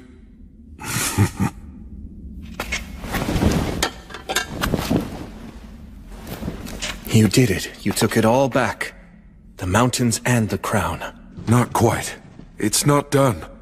I still haven't managed to take everything back yet, after all. Yeah, guess you're right. Although, as soon as I manage to finish things here, I would like you to be the one to put that crown on my head. Huh? Hold on, isn't that something that only high-ranking clergymen can do? You mean like you? Oh.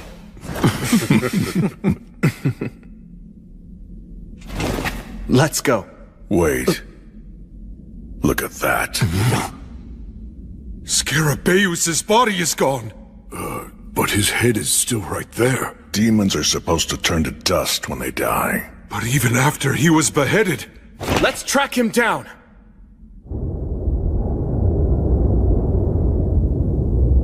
He's heading straight toward the Great Cavern. To get help from the dragon. He could just be wandering around blindly, his body moving reflexively. The miasma is getting thicker and thicker. Be careful, everyone.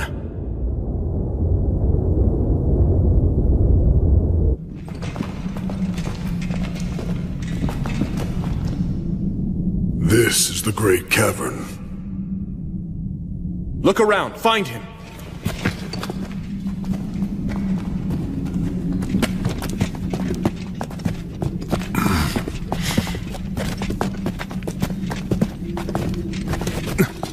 That's him. What is he doing?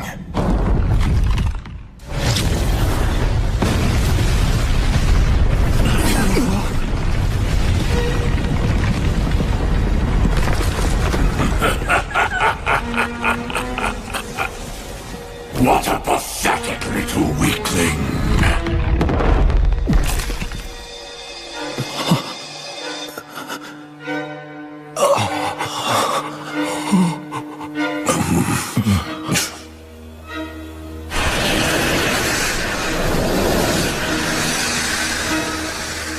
Greetings, all of you. I welcome you to my bedchamber.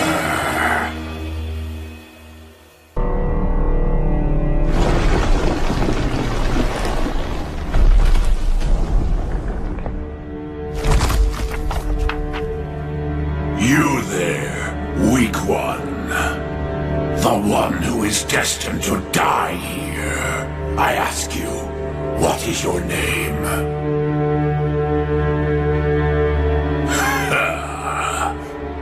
What's the matter? Won't you give your name? Can't you even speak? This is... an overwhelming predator.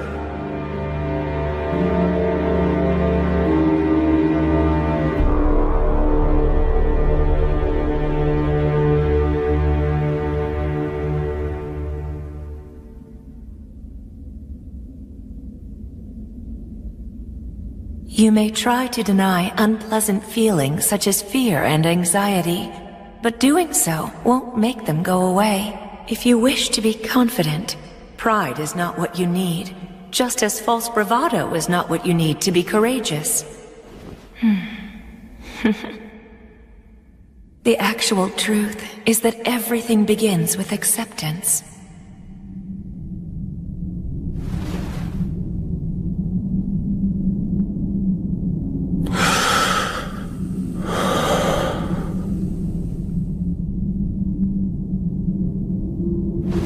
If you're going to ask someone's name, shouldn't you give your own first? Oh? It seems that you are not merely another one of the lowly rabble who are only seeking to plunder. Fine, I shall give you my name. I am the Sickle of the Gods, also called Calamity's Sickle. I was born with the last flicker of a star. My life is eternal and everlasting. I am the Lord of Miasma and Sulfur, the brother of the lava. I am Valakurta.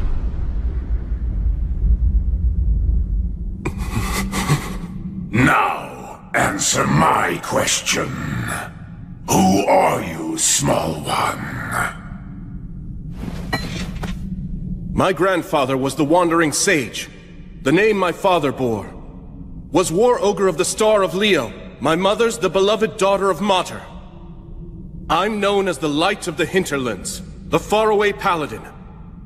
Disciple of Gracefield, the goddess of flux. I am William G. Merryblood.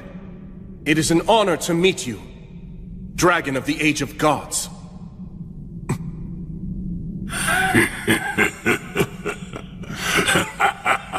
What serendipity! Such nostalgic names. Nostalgic? Had they been the ones who called upon me and established an agreement before the demons did, then perhaps we might have fought alongside each other instead of being adversaries. I sense a trace of the god of the undead scent on you, yet you proclaim yourself a disciple of the goddess of light. Yes, I see. Well, that explains the age disparity. Now then, I believe that concludes our introductions and inquiries. Yes.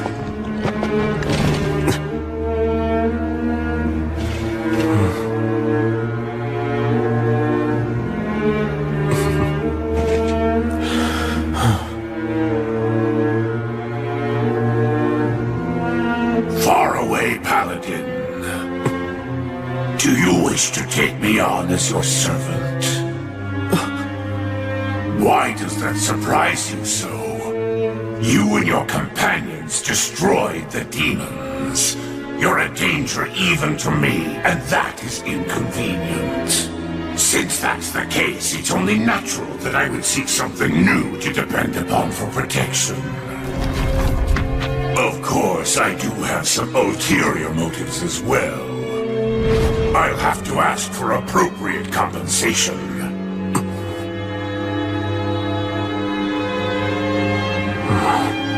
Have no fear. I have no wish to do battle against a brave warrior such as yourself. Yet, in a few decades, you'll kill me and destroy everything. You'll simply change your loyalties once again. That's how you always operate!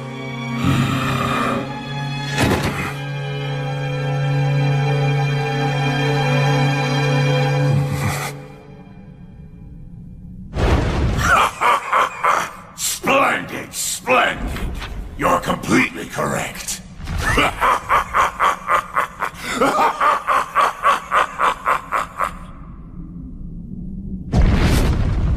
But then, it's really not such a bad deal, is it? He's right. If I accept the deal, I won't have to fight a losing battle today. After all, what reason do you really have to fight me? Did you not come to me armed with spear and determination because you perceive me as a threat to innocent people?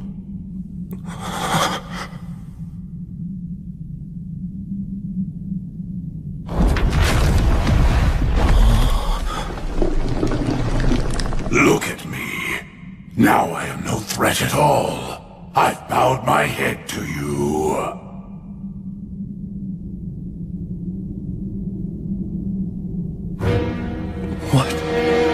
What is going on?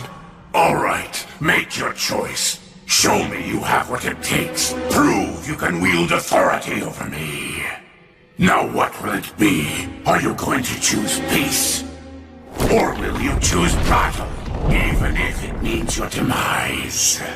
You should be aware that I'm not a patient creature. Act now, choose quickly.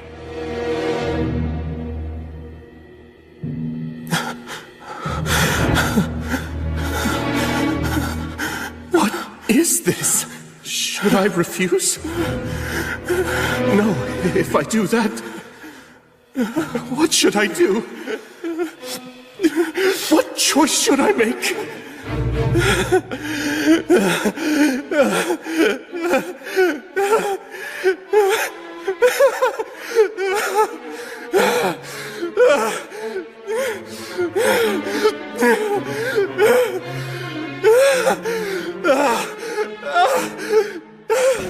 Someone...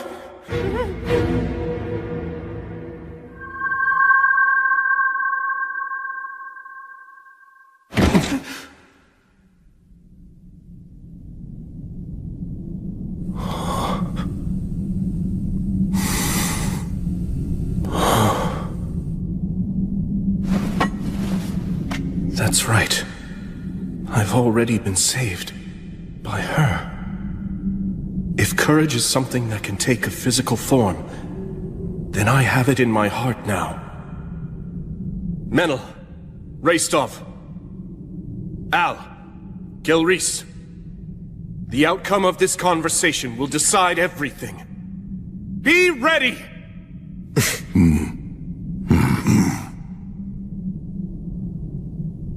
So then, have you decided? The time is upon you. You must choose, faraway paladin. Will it be peace or death? I won't choose. It's you who must decide, Valakirka. Oh? And just what is this choice? To mend your ways, or not?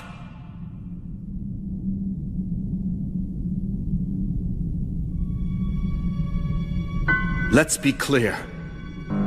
The peace that you're speaking about, it's merely a limited peace between you and me. It's not specifically peace for me, or for the innocent people you mentioned before. Am I wrong?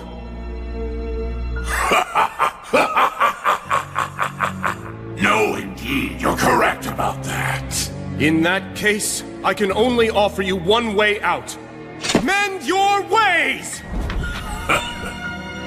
And just what am I supposed to improve? The extreme eagerness you show for constantly scheming and seeking conflict. If you swear to mend your ways and truly seek my patronage, I'll also take a vow. I'll swear to the Goddess of Light that I will protect you. And for as long as I live, I'll defend you from all who are hostile to you. That is how I operate. Well, decide now! Will you choose to improve or fight? Give me your answer, dragon!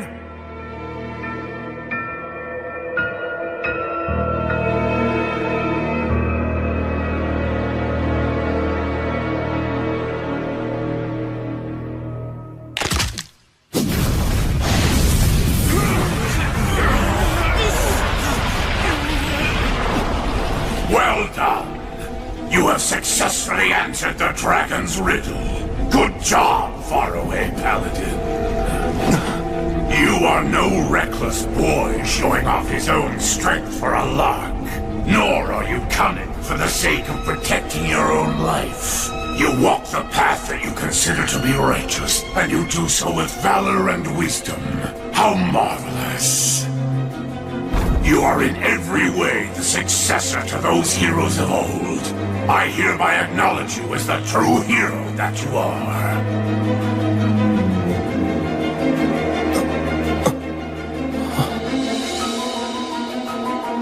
However, I refuse to meet your conditions. I won't change my ways.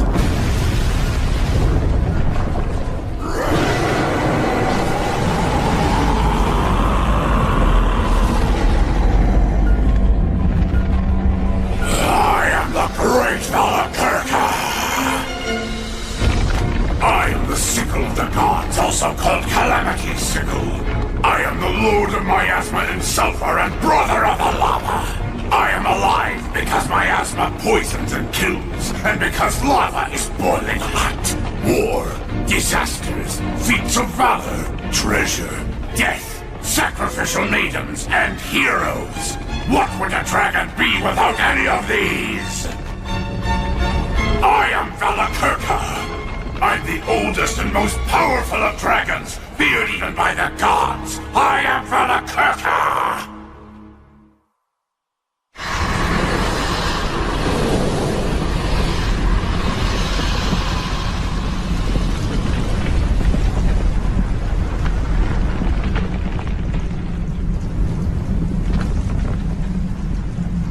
To the hero, and the warriors who follow this hero. I could kill all of you right here and now and add another page to my already terrifying history. Or I could be slain by you and my defeat could become a song about an act of valor until the end of time. If you're prepared for the dragon's flames to burn your body and soul and erase you from the cycle of death and rebirth. Then I shall allow you to bring your challenge against me. This is the great dragon of the Age of Gods.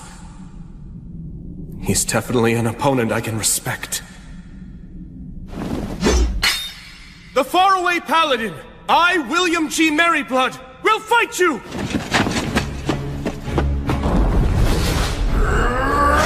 Acceleratio!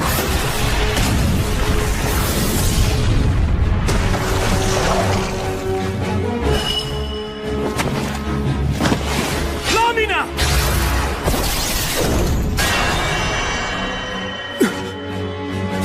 Dragon scales.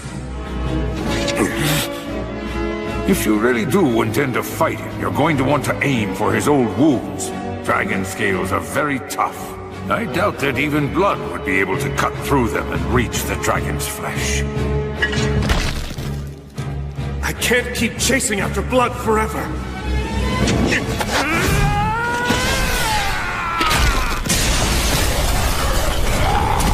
Acceleratio!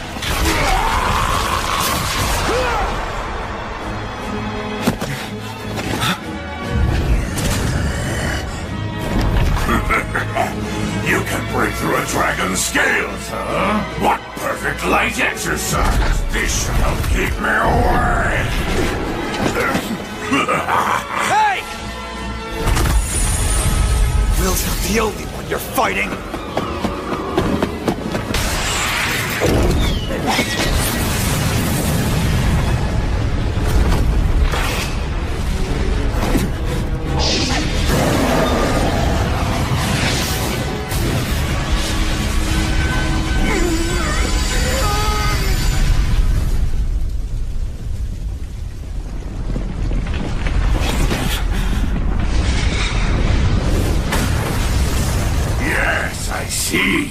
Very impressive teamwork!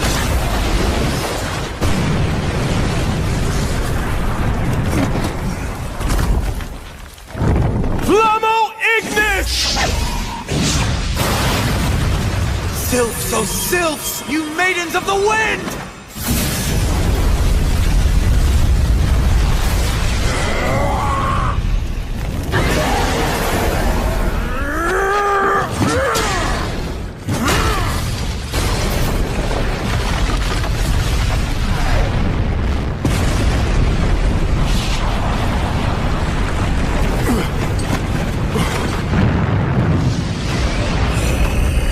Right now! Legata! Notice! Obligatio! Conciliat Sequitur!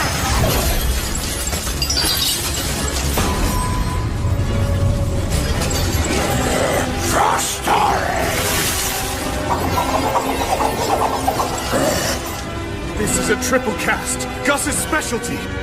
The trump card of trump cards that I burned into my eyes that day. Halida Mors, Equo, Usat Fede! You'd use that in a real battle! Paperum Tabernas, Regum Cetures! Damnatio Memoriae!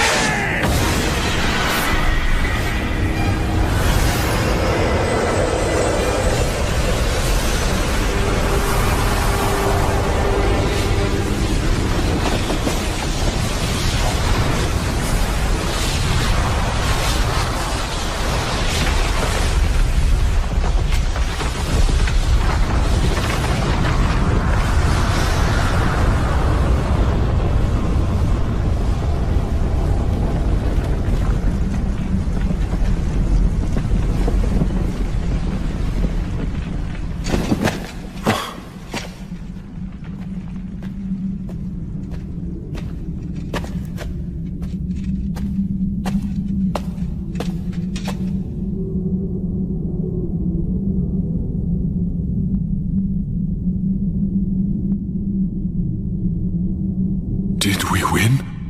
Looks like it. The moment of victory is surprisingly disappointing.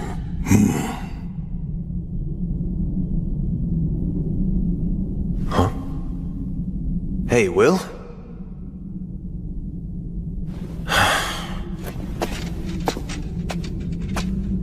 dragon's destroyed, isn't it? Yet, I don't feel certain of our victory. Not everything is resolved by a battle to the death. Sometimes you win by pure chance. And yet...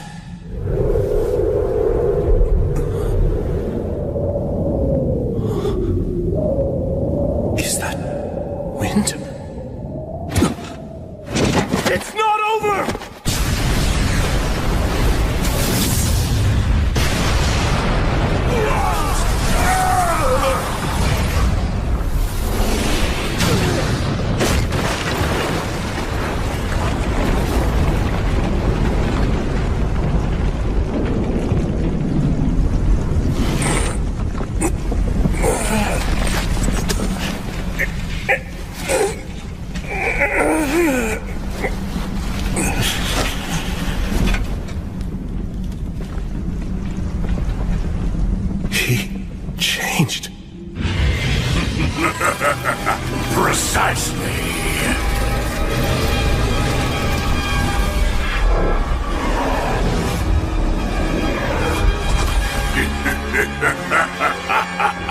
Words of transformation. Words that are so risky that humans can't even use them. Actually, that raises another point. How was a huge beast like Valakirka able to get into this underground country in the first place? So, have you caught on now? That's right!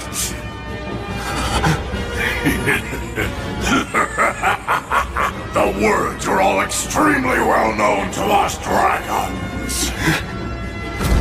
Oh, I see. You'd hope that with the words of obliteration, you'd be able to erase even someone like me.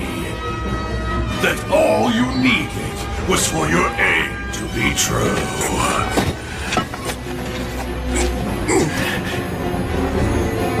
He even knows how to counter the ultimate destructive magic. No, the result would likely be the same no matter what magic I chose. This dragon has fought every kind of word on every kind of battlefield, and he's been able to defeat every last one of them. Of course he has. This is a dragon.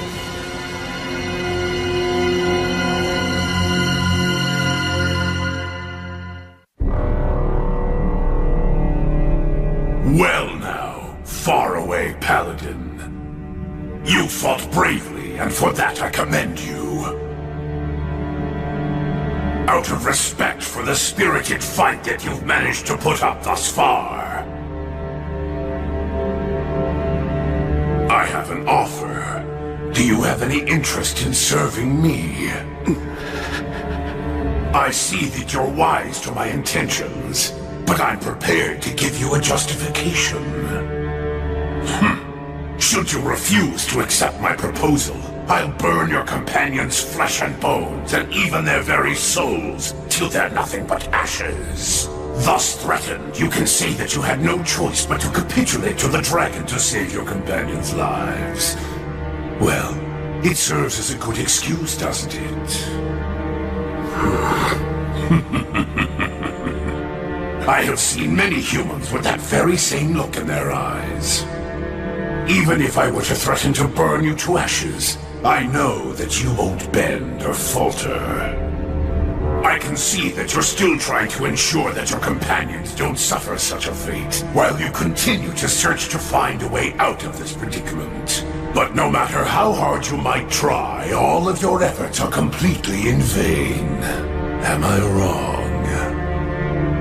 Although, there actually is one single way for you to avoid giving it to me. You need only kill yourself. You're loved by the goddess of flux, aren't you? So, all you have to do is simply cut off your own head. After all, the next world awaits you, right? And the next one after that as well. And the one after that, too. And even the one after that. You have an infinite number of chances, don't you? If you wish to prevent a tragedy for your friends, simply end your life. Like tossing a game board if you can't win. You can just tell yourself, not here, not now, next time. This isn't the right moment for me to fight. No way. I won't choose that. Very well, then. To be frank, if you don't place a higher value upon your own life than that, I don't want you in my service. All right, now choose. Will you side with me? Or will you fight me and in doing so, die? I can well imagine what would happen if I were to take your side. I simply cannot bow to you. Then your companions will die. We all came here prepared for that possibility. If any of us are lost, so long as just a single one of us survives to put a blade to your throat, that will be enough. But surely you see that you have no chance at all of winning this fight. Yes, I do. If I persist, use this blade, and strike you, thousands or millions of times, I'll win this battle. Am I wrong? Maybe you could, but only after thousands or millions of miracles come to pass. It doesn't matter how many thousands, millions, or even billions it takes. If I have a chance at winning, if there's even a possibility of keeping my promise, then I'll take it. So now, you'll see how stubborn I can be. Dragon Valakirka! Speak your peace, faraway paladin. I'll slay you. Right now! I'll strike you down long before you can. Fortis Vita! Acceleratio! Cadere Uranium!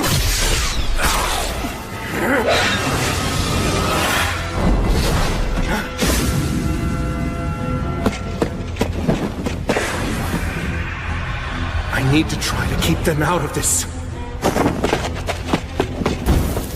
Verba Volanto! Doni Truce!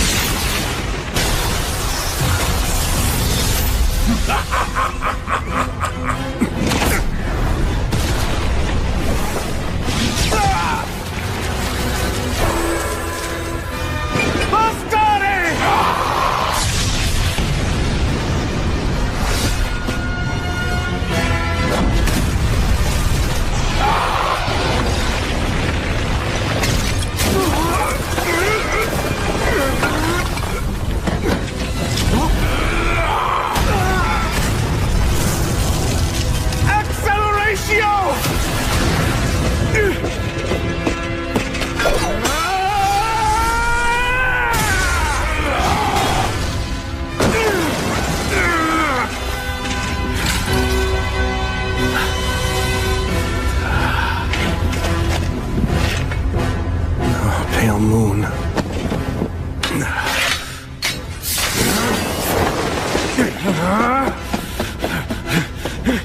Valakirka's wounded all over, too.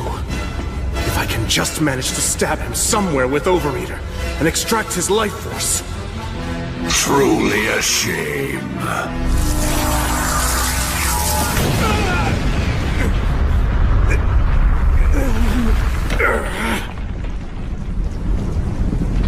I am quite familiar with that particular demon blade. I know that it's indeed a legitimate threat to me. It's said to have been forged by the hand of a demon king in times gone by. It was created in order to confront and kill the High King, who was obsessed with swords. But despite its power, if one knows how it works, it can be defeated. Much like this.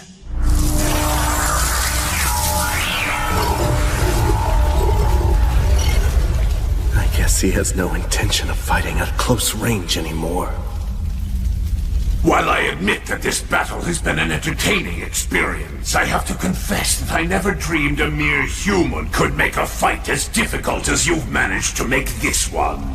Faraway Paladin, William G. Merryblood. My mana, it's already... And I commend you for being able to wound me as many times as you have. Were we merely taking this opportunity to test each other's skills, I might have been tempted to place a wreath of victory on your head for putting up such a tenacious fight against a dragon. Your strength genuinely rivals that of the heroes from the Age of the Gods. You are, without a doubt, a true man of power. A hero of the present age. However, this is no mere test of skill. It's a battle to the death. I won't make you suffer. At the very least, I'll allow you to die quickly. I swore an oath. I made a vow to the goddess!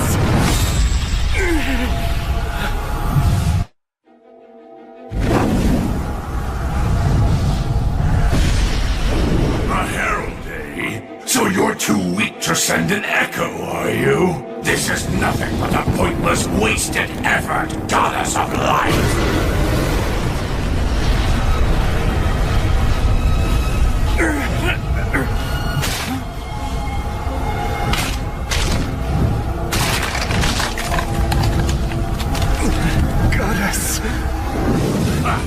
So you value your hero's life that much, do you? But be that as it may, the intervention of a mere herald from one single god isn't enough to change anything about the outcome.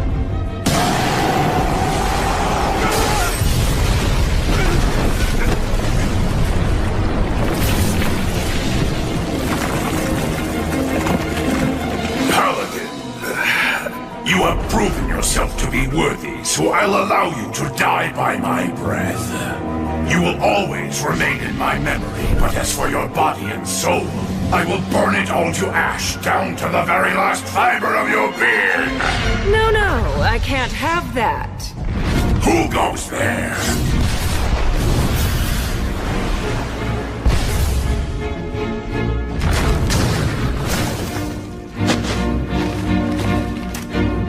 This hero is my prey. I've chosen him as my enemy. After having watched him fight, I'm absolutely certain about that. And I won't have him defeated by someone else right in front of me. The god of the undead here? Stagnate? Well now, evil dragon Velikirka. I believe you said that the intervention of a mere herald from one single god isn't enough to change anything. And you're right. I told him that too. That's the same prediction that I gave him. I said that heroes are insufficient, even with the goddess of light helping. That's true. There's no chance of slaying a dragon like Calamity's sickle. But you know, now that I come to think about it, I didn't consider what could happen if such an intervention actually involved two gods. I wonder what would change. Would a hero have a chance of winning? I believe they'd have at least some chance, Velikirka. Well, it seems that you're as talkative as ever, god of the undead. You and I are two of a kind. A detestable kind, that is. I feel as if we have similar tastes. But my taste is nowhere near as bad as yours. A life, a soul, only has value if it burns out in a final blaze of glory. What's the point of living forever anyway, you worldly fool? That itself is poor taste. Beautiful things should last forever. That's only natural, but you just destroy. My, what a lady killer you are, Paladin. Even in the Age of the Gods, I never saw the like. Just imagine, two goddesses rushing to your side when you're in peril. Wait, goddess? In the grand scheme of things, does it matter whether I'm a god or a goddess? After all, to someone who's a god, gender is only decorative. Right? Oh, come now, don't be so angry, Gracefield.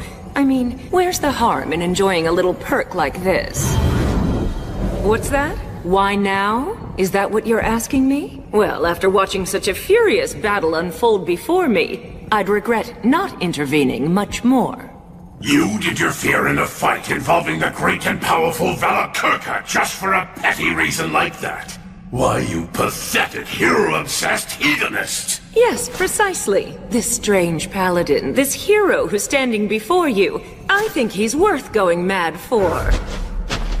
Now then, this battle hasn't reached its conclusion just yet. So tell me, do you still have the will to keep fighting, William G. Merryblood? Come now, my foolish yet clever enemy, Paladin of the Light. Uphold your vow. Hold your conviction steadfastly in your heart. You said before that you'd fight until the moment you fell over dead. Surely that wasn't a lie, was it? Guess I have no choice. I can't get out of this, huh? Valakirka! What is it? Remember what I said? I'm very stubborn. Indeed, you are incredibly stubborn. Was it this persistence of yours that made the gods finally take action? I admit, you're truly a hero. Very well then. It seems that the gods have given you their utmost blessings and protection, allowing a mere man to stand as an equal to a dragon. And burning even a hero who's lauded by the gods is what makes me a dragon. So now, you merciful goddesses who oversee the soul, lovely maidens who have lost the protection of war, what safeguards are you planning to give to this hero? That is, how will you kill me? I won't give him any. As I said before, this man is my enemy, and he's declared that he always will be. So I have no reason to grant him any kind of protection. Oh. But surely you haven't forgotten, have you, Valakirka? You do know where you are right now. That's right. This is the Iron Country. The mountains where the regretful souls of the Warriors of Flame reside. Now is the time to return. Your compatriots, your descendants, have come back. They've brought one who is undeniably a hero, so that he may defeat the demons, challenge the dragon, and take back the mountains that were once called home. A warrior shouldn't wander asleep merely observing such an event. So now, come and take up the sword of vengeance! Set the fierce flames of your courage ablaze once again. Your time has come, Dwarven warriors!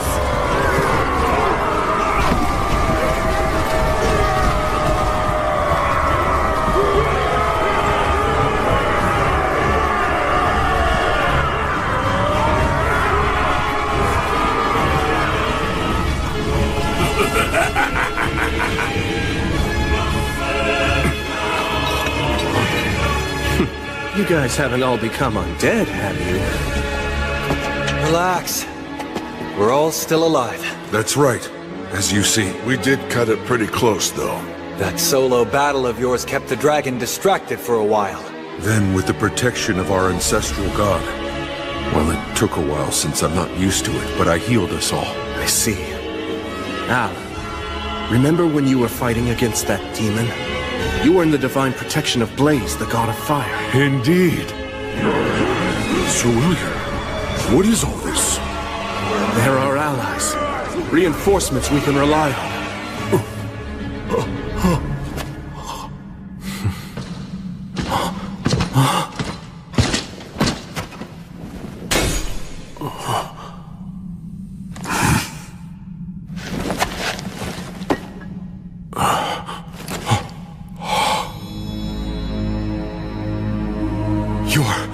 Grandfather!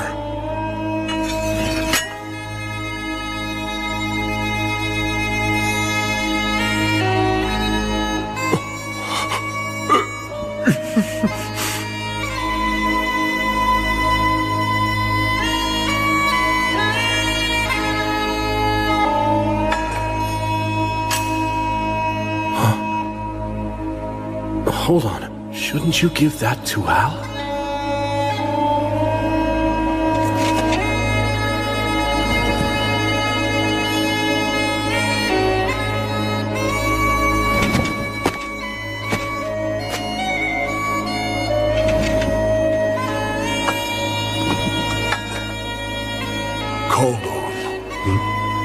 An enchanted sword handed down among the dwarves since the age of the gods. This blade took one of Valakirka's eyes. Hero of the light. Care for my grandson, and for these mountains. Please.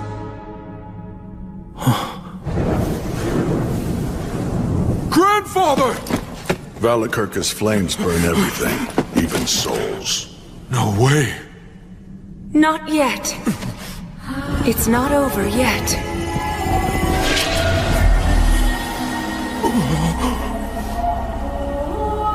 Goddess, you... Hear me, all of you who cannot preserve your souls. You who've been burned by the dragon's breath and cannot return to the cycle of rebirth. You who were born into this world, lived well, and enjoyed life to the fullest, I bestow upon you this final blessing. If, even in death, even after your souls have perished, you still wish to pursue what is good and right, I shall guide you. Standing before you are the heroes of the present day. Gather within them!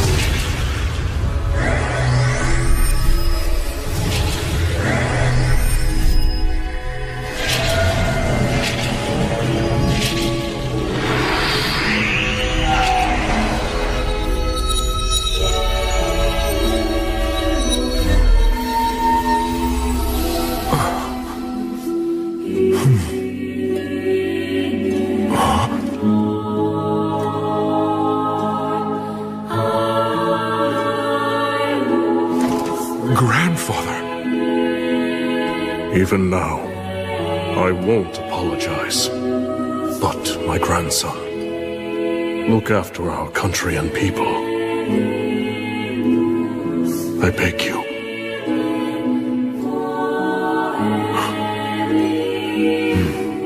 I will. You can count on me.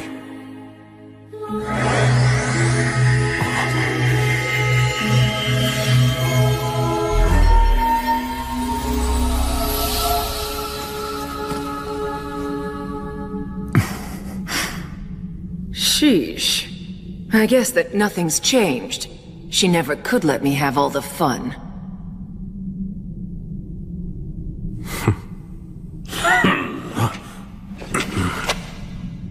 It seems that you're finally ready, faraway paladin. You weren't just being nice, were you? Certainly not. I merely like to let my wine age a little. Now that you've prepared and gathered all you need, you, the heroes, will come for me filled with hope, and I will crush you. And when I do, right when your faces contort in despair, that moment, that glorious second, is when I feel the greatest joy! Now come on, challenge me once more, faraway paladin! Which will it be? Will I kill all of you and add a new entry to my long history of terror? Or will you slay me instead and go on to be celebrated forevermore for achieving such a tremendous feat? The time has come. Let us finish this battle! Here goes. Yes, I order you once again. Go. Slay the dragon, and keep your promise to me, my knight. On my sword, and on the light, on the souls of the warriors that now dwell within my chest, the evil dragon will die! I will slay him! Burn, flames of courage! It's time for retribution! Evil ends now! Bellator! Bellator! Fortis! Fortuna! Aduvan!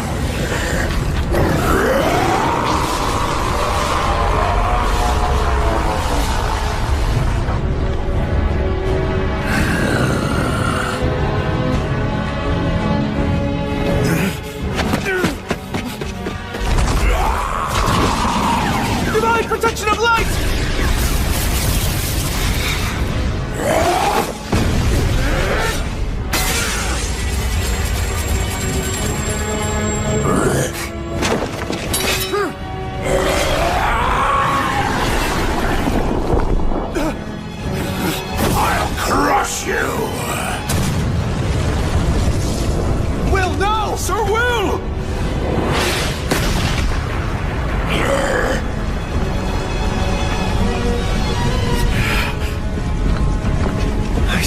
Will. He's figured out the dragon's moves.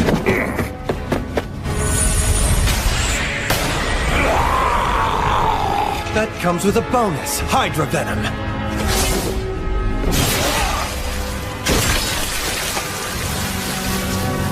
Now fire!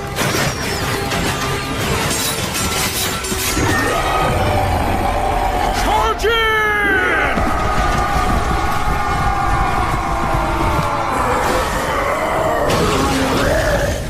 Quick, defend! Now burn brightly! Flames of courage!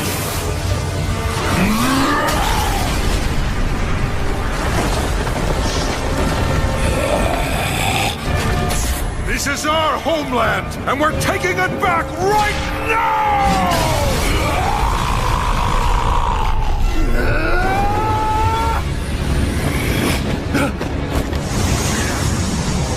I didn't want to have to do this, since it will also harm my treasure. If he breathes on us, we're done! Brave warriors, this shall be your demise! Acceleratio!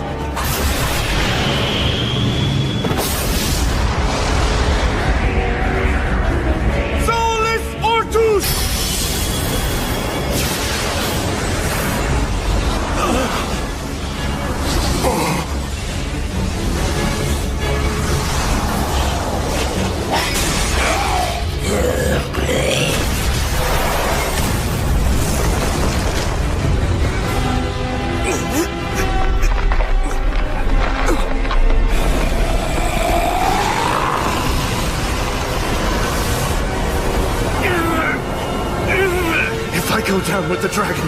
That's fine. You must not give up.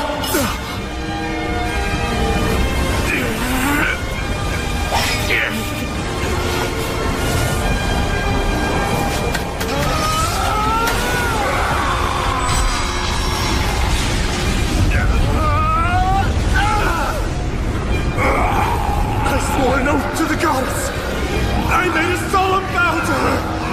I promised not to give up on life to the very end!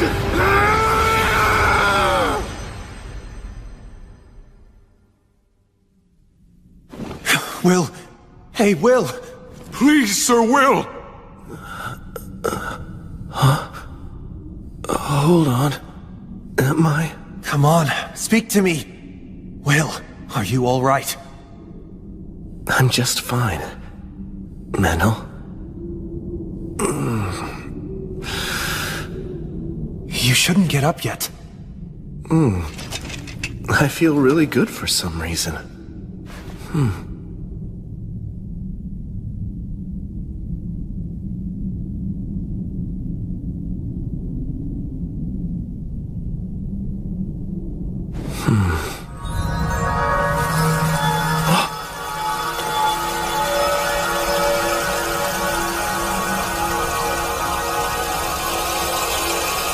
You guys saved us.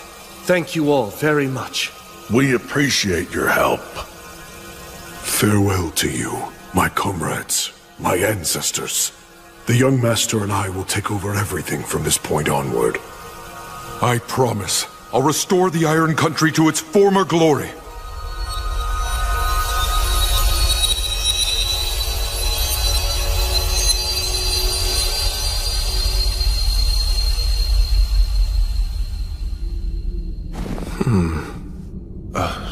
What's wrong?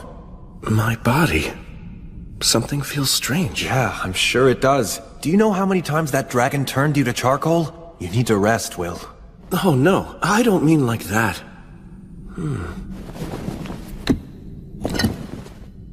What? Huh? What's this? You absorbed the dragon's life force through that demon blade. It's obvious. The dragon's breath burned your body and soul until they were red hot. It tempered you, and then his blood hardened you, just like forged metal. What? To put it plainly, Valakirka's dragon factor has interwoven itself deeply into your body and soul. Ordinary blades will no longer be able to cut you, and weak words will feel as if they're nothing more than a light breeze on your skin. Oh, However, your new condition increases your animal nature. Don't let this power make you arrogant. Make every effort to keep the dragon factor quiet. If you don't, then it will only bring you to ruin. And to be honest, I do not wish to see you die such a pitiful death. Stagnate, you... I'm afraid I've been rather free with the use of my power. But then, since I helped you slay the dragon, you now owe me. I'd say that's not such a bad trade-off. You do feel indebted to me, don't you? Yes. Excellent. You see, when dealing with a hero such as yourself, pinning you down and forcing you to yield to me is much less effective than making you feel grateful and indebted to me. It is a shame that Gracefield guided those dwarf warriors away, but why should I bother seeking them out simply to make trouble for you, when asking for nothing and simply making you more and more indebted to me will prove more profitable later on? That's exactly what scares me about you. Then I shall go now. And farewell to you, Gracefield. I've troubled you enough for now. Stagnate, goddess of the undead, won't you consider giving up your ideals? It's not too late. Will you discard your undead powers and work with me to guide souls once again? If you would Don't finish that thought. And no, I won't. I'll always follow my own ideals. I see. Farewell, my elder sister. Yes. Farewell, my little sister. Well then, William G. Merryblood. Huh? You have acquired great power, and your name will now shine even more brightly as a hero. But as light grows, so too does the darkness. So try to avoid becoming a warmonger and hating people, and keep your womanizing in check. Oh dear, that's right. You don't actually have a woman, do you? Hey, mind your own business. I understand that you've devoted yourself to my sister's service, but even so, you should take at least one mate. How else will I have the pleasure of seducing your offspring? That's the worst possible reason. Actually, if I were to create a female Echo one day, would you consider siring offspring with me? Look, I'm not asking you to do it for me, but really, what harm could one single child do? Rhea Sylvia creates demigod children with heroes all the time, after all. All right, I'll let it go for now. Also, as you may recall, I once asked you if you'd like me to love you, didn't I? Well, I lied.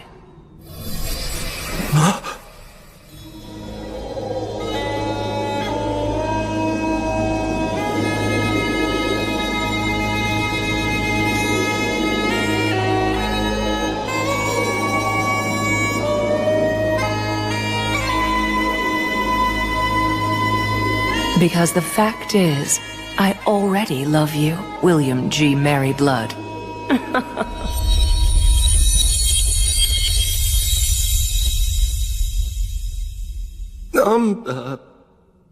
Man, goddesses sure are impetuous. Anyway, just be happy, Will. My knight, and all of you heroes, you've done well in your goal of slaying the evil dragon. Splendid work. I still can't believe we won.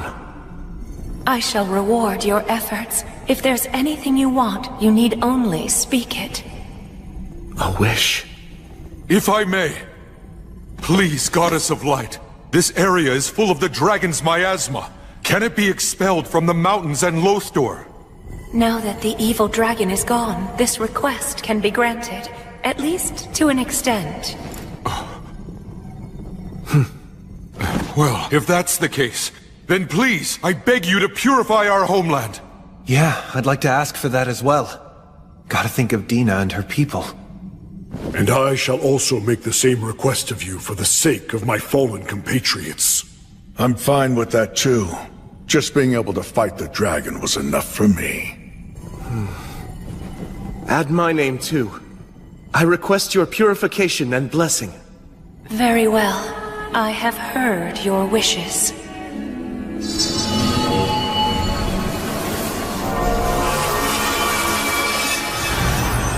Sorrow for all those who've been lost. Blessings upon those about to be born.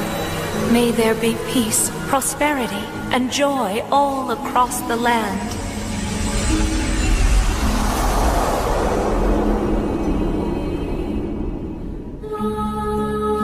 Now, you heroes who've slain the dragon, you brave souls who've reclaimed and restored this land, henceforth, may the blessing of the light be with you.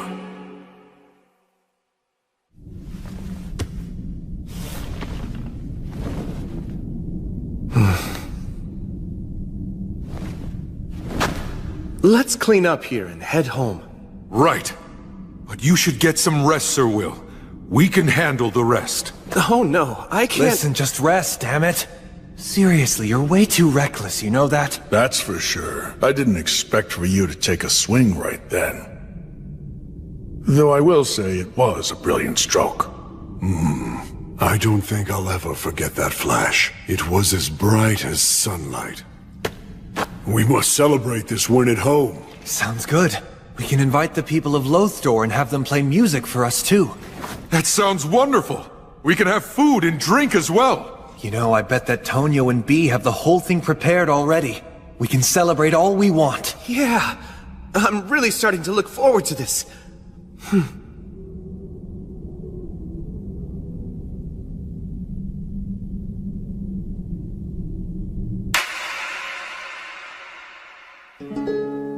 We took some of the dragon's treasure and a few of his scales as proof of the successful completion of our quest. Shortly after, we headed out for town.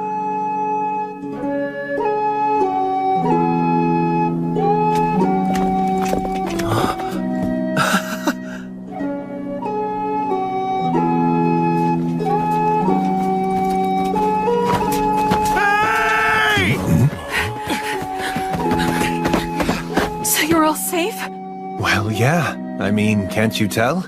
I heard the dragons roar and then all was silent. Soon after, a strange fire spread across the land and the entire area was cleansed. Sincerely, I'm so glad.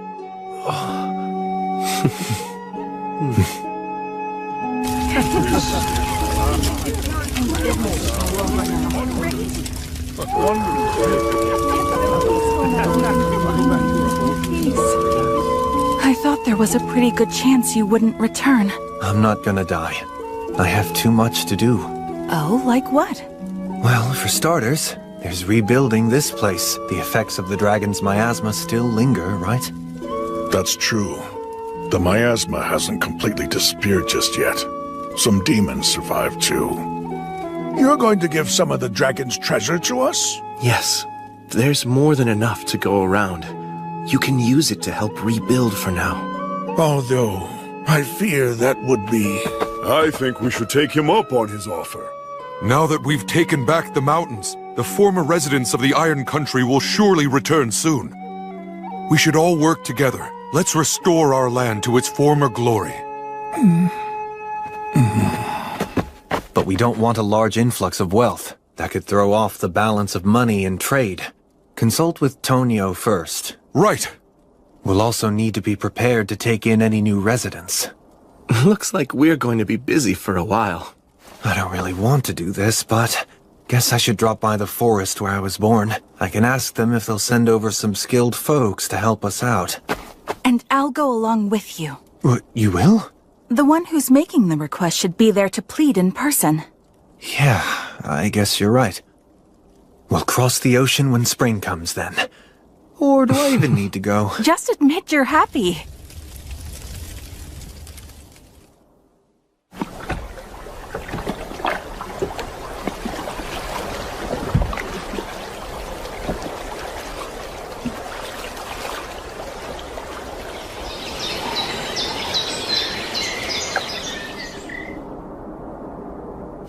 Hey, Gus! Hello, Wandering Sage! Oh, you're all here. You mean you didn't die? The flow of your mana seems quite odd. A dragon factor? You nailed it.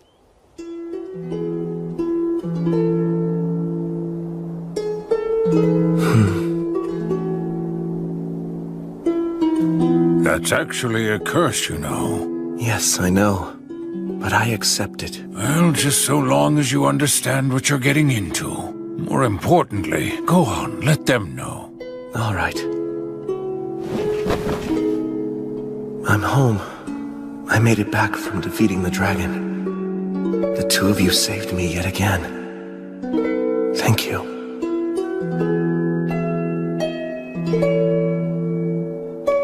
Allow me to return the weapon that you lent me. No need. Just keep it. I have no use for it. Oh, but, isn't it a memento of your beloved comrade? My, how kind. You're really quite sincere. It's precisely because it belonged to my comrade that I simply can't bring myself to let it rot away in storage. Well then, I gratefully accept it. I'm absolutely certain that there could be no greater honor for the weapon than to serve the new king of the dwarves. I'll return called on. No, Sir Will. That sword should belong to you. No, I couldn't. It's been treasured by the dwarves for generations. And they entrusted it to you. Fighting fierce battles is a hero's destiny. Please, just make good use of that sword. I'll take good care of it on loan. And then one day, I'll return it to your homeland. Right.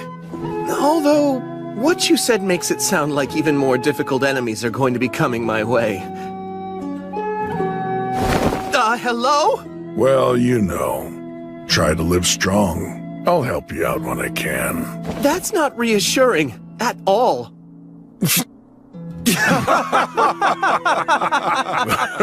Jeez.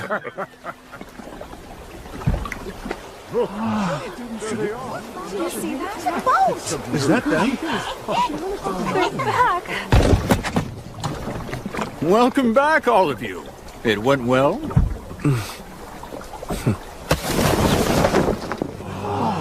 Never seen anything like that. Wow. Incredible. We've slain the demons in the mountains. And as for the evil dragon Valakirka, we slayed him too! Congratulations!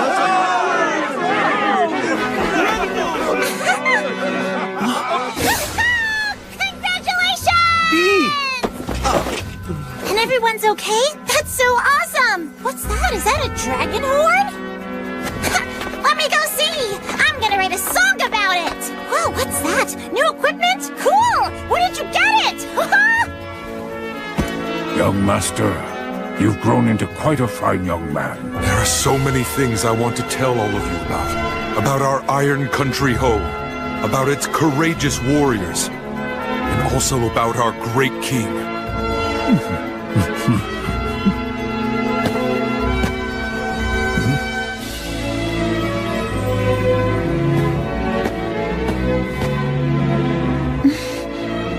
It's good to have you back. Indeed. All right, everyone.